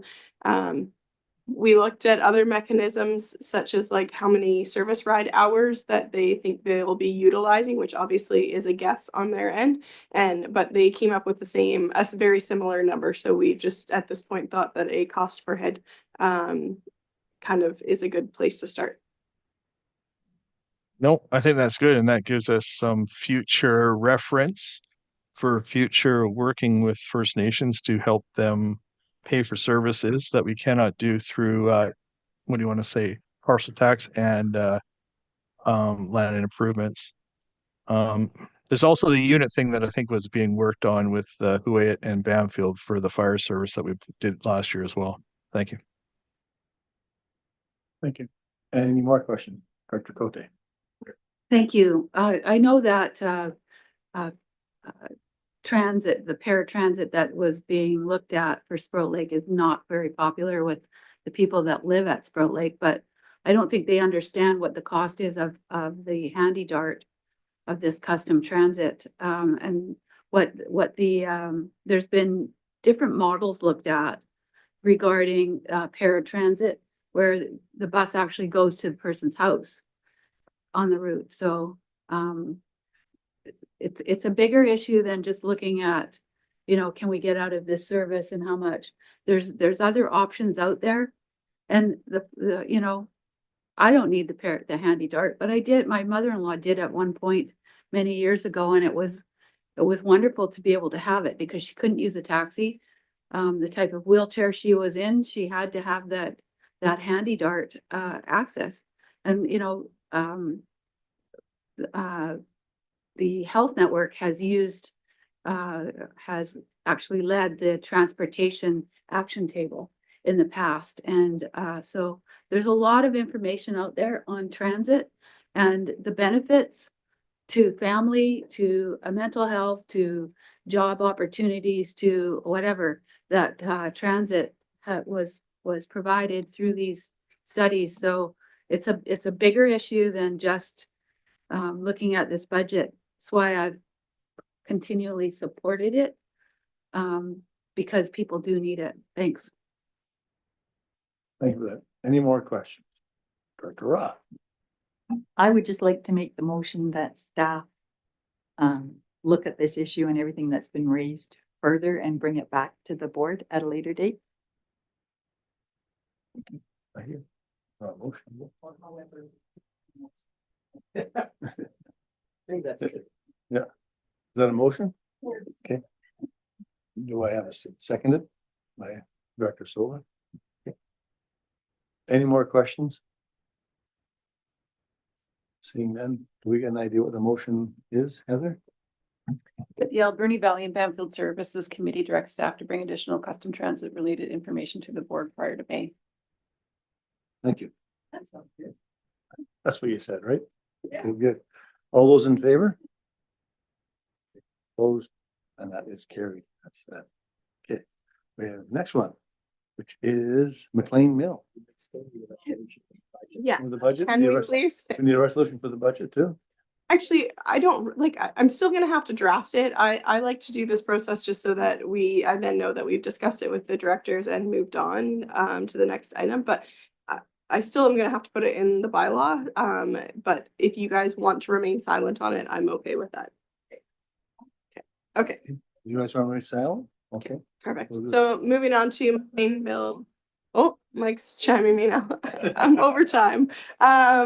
McLean Mill Grant and Aid. So this is a $30,000 grant that is provided to the city of Port Alberni by bylaw to support the McLean Mill operation, and is set at the same amount as prior years. And I'm happy to answer any questions. Director Boyko. Thank you very much, Chair. So this has been going on since 1992 timeline, $30,000 for operations. However, the funds are actually being redirected into capital funds at some point in the city operations, specifically for capital work only, and last year it went towards a septic field. So my question is, and I asked this last year via email, but now let's talk about the public. Why are we redirecting funds that are set for operations in the bylaw and in our notes here to capital funds? Who's doing that?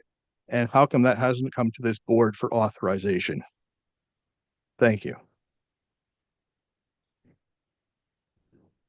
So operating a service includes maintaining the assets as well. And so allocating the money to the city of Port Alberni to operate, as long as they're not using it for the multiplex or some other operations of theirs, in my personal opinion, is that you're still operating the service. If they've decided to leverage that money to do other capital improvements, I'm positive they're spending more than $30,000 a year on operating. So it kind of is how they allocate it in their budget. I personally do not feel like it is offside if that is the way that they are allocating the funds. But I'm happy to invite them to have a discussion about the use of the funds if the directors are wanting to do that. I would like to get more information about it. The taxpayers will like more information. And I know the city has been in some public discussions about reducing the funding towards McLean's Mill. I'm glad I got to take my son there and actually see it run before it shut down. I don't think I'll ever run again, but at this point, putting money in there for one purpose, for operating budget, and then having it redirected needs to be explained. And I know it's been going on for quite a while. Thank you. Thank you for that. It would be nice to see what the long-term plan for McLean's Mill is in the future, but it's a day for another discussion. Any more comments? Director Roth and Director Solda, sorry. I would like to make a motion to review this bylaw. Yeah, to hold a review of the bylaw, because it may be that we need to make changes or that we need to dissolve it and create something else, but to actually put it on the, in the 2025 to review it. Thank you. That's a motion. Is there a seconder for that motion? You seconding that motion? Director Solda, okay. And you'd like to speak? So my suggestion on part of the city is to ask them to come and make that report. Totally agree. I mean, we do it with everything else, so but you can find out what we're doing. Thank you. Anybody else want to speak on the motion? Director Cote. Thank you. I'm sorry I didn't have time. I don't know what bylaw 777 is. Thanks. It's the grant and aid bylaw to McLean's Mill. So it's a bylaw to establish a local service to provide a grant and aid for the operation of McLean Mill Historic Site from Beaufort, Sprout Lake, Beaver Creek, and Cherry Creek. And in terms of the service being established, it states the local service hereby established under this bylaw is a contribution to the costs of operating the museum known as the McLean Mill Historic Site, is the scope of it. Thank you. I see, a lot of value in us supporting the McLean Mill. Economic opportunities. It talks about our heritage. I believe in heritage. I think that people need to be able to preserve their heritage of their communities. So I know people aren't excited about paying to help to keep it open, but old things need to be looked after and it costs money. So I do support this. Thanks. I have Director Boyko, then Director Solda. I agree. We need to look after old things, but spending money to capital funds to make a playground there or campground, whatever is going on, that's a whole other issue. But you brought up a very important point, Director Cote, about this bylaw. If you go on the ACRD website, you can't even find it. You go into Google, it doesn't exist. I actually had to email staff this morning to get a copy of it. That should be searchable very easily through the website for us as directors, but also the public to find this information, because right now you cannot get it. Thank you. Thank you for that, Director Solda. So just so everybody's aware, and I'm sure you are, that first of all, the McLean's Mill is contracted. We contracted out to be run by the Chamber of Commerce, and of course, we still maintain the collection out there. Just curious to know if the ACRD board has had a tour recently and what the chamber is doing out there. I know you, Director Roth, probably because she lives up there and goes through the park. Yes, I have no doubt about that. And so, but the rest of the board, have they been up there? And I think that's really important. I mean, we do airport tours, we do other tours, so it might be worthwhile just to take another look. And there is new board members probably that have not been up there recently. Yeah, thank you. Something to look at. Director Roth. Just in response to your question there, I walk every week up at McLean Mill, but I do know there's all kinds of problems up there, especially with contamination. And one of the big ones that I notice every week when I walk is the smell of old diesel fuel by that tank that sits right beside the pond that drains into a tributary creek of Catsuxis Creek, or drains into Catsuxis Creek from that pond down to my area. So it is a concern, the contamination problem. There's also a 900+ page report that the city has about contamination at McLean Mill. And it was dealt with at one level, and there was still 2 more levels to go, and it ended at the first level. So I really would like to revisit the whole thing and just see what we can do to make things better. Thank you. Thank you. Director Silva. And as far as I know, the contamination was taken care of. That's as far as I know. Okay, so maybe, and I do agree that this is where we need to get together and have a dialogue, and that could be brought up to whoever makes the presentation. But I still think the tour should be arranged with all the board, you know, and that sits here, just so we all are all on the same page. And it can be pointed out at the same time with whoever's coming in making the presentation would be a great start. Any more discussion? No more discussion. I'm gonna make a motion.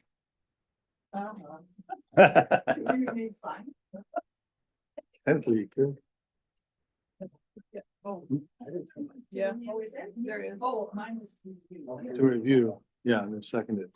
All right, so we do have a motion on the floor to review Plains Mill, and it's been seconded by Director Solta, I believe. Any more discussion? All those in favor? And opposed? And that is carried. Yes, go ahead. Does the motion need to be made, or it's just for this board to have a tour? Or just wait and see what's? It's always better to have a motion because we track our motions and make sure that we've followed up.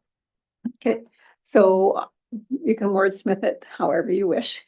I'll move that this board takes a tour of McLean's Mill once the presentation or before the presentation, whatever they choose to do, of McLean's Mill. Thank you. You have a motion of seconded, Director Ross seconded. Any discussion on the motion to tour McLean's Mill? Seeing none, all those in favor of the motion? Okay, that motion is passed. Okay, thank you. Are we down to the last one now? And Jenny, I think you're up for Spirit Lake Marine Patrol.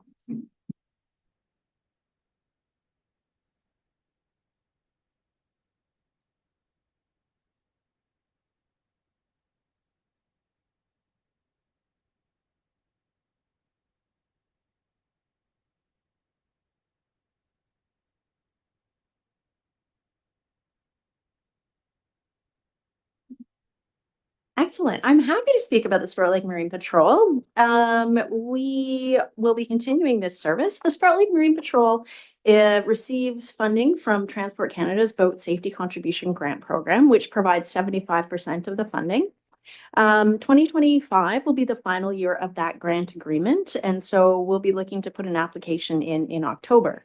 If we aren't able to get that grant funding, we will be coming back to have that discussion on what this looks like in future years. which would probably require a significant tax increase. Last year, Michael was able to initiate a really neat partnership with BC Parks, and that's the Ambassador Program. And so that allowed the Marine patrollers to do programs such as Adventure Smart, Leave No Trace, Fire Smart, and Bear Campsite. I think it's really enhanced the experience that some of these new employees get as they're out doing patrol on the lake, because it can often be a challenging role for young people to deal with sometimes angry individuals and helping them to do boat safety. The other thing that was great is they created a new map brochure that we've received a lot of positive feedback on for Sprout Lake. So I think those are some nice highlights. Yeah, happy to answer any questions if there is. Thank you for that. Are there any questions? Director Boyko, then Director. Thank you, Chair. I just got a question about storage building renewal in a couple of years as a capital cost. Since it's so high, should we be bidding that out? Because it's over $35,000 of where this thing's going to be stored at, just to be under rules? Or where is this thing actually stored at? Because I heard it might be going to the airport at some point. What's the plan? Thank you. Excellent question. Yeah, so the boat is currently down at the bomber base, and there is some insecurity for the future of what that looks like.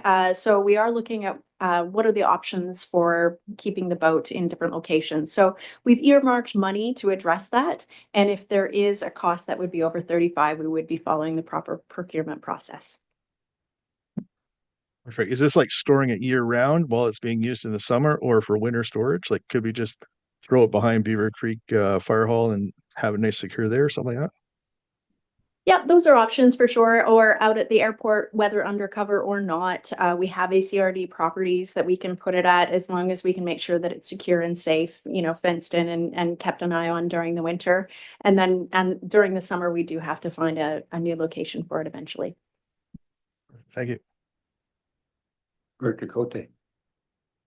Thank you. I'd just like to make the motion that the AV and Bamfield Service Committee recommend the Sprout Lake Marine Patrol proposed budget as presented be included in the first reading of the 2025 to 2029 Alberni Clayoquot Regional District Financial Plan bylaw.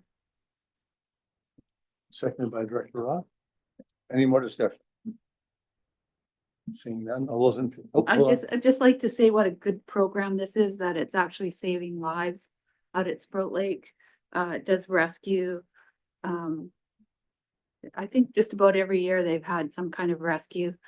They've helped out with fire at Dog Mountain, where they help to bring people, firefighters there, and have been a huge asset. And we've received this grant for so many years.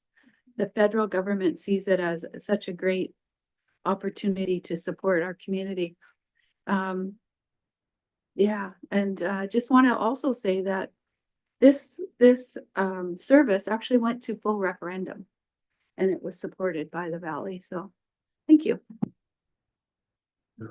If I'm not mistaken, they can also do marine rescue, can they not? Which is something that the fire hall doesn't do, but they're qualified to do it, so they can help with the fire hall. And I think so. I think so too. So, any more questions? No, there's a motion that's been voted and seconded. All those in favor? Opposed? That motion is carried, and that is through the motions. Now we're down to item 7, late business. There's no late business. 8, question period.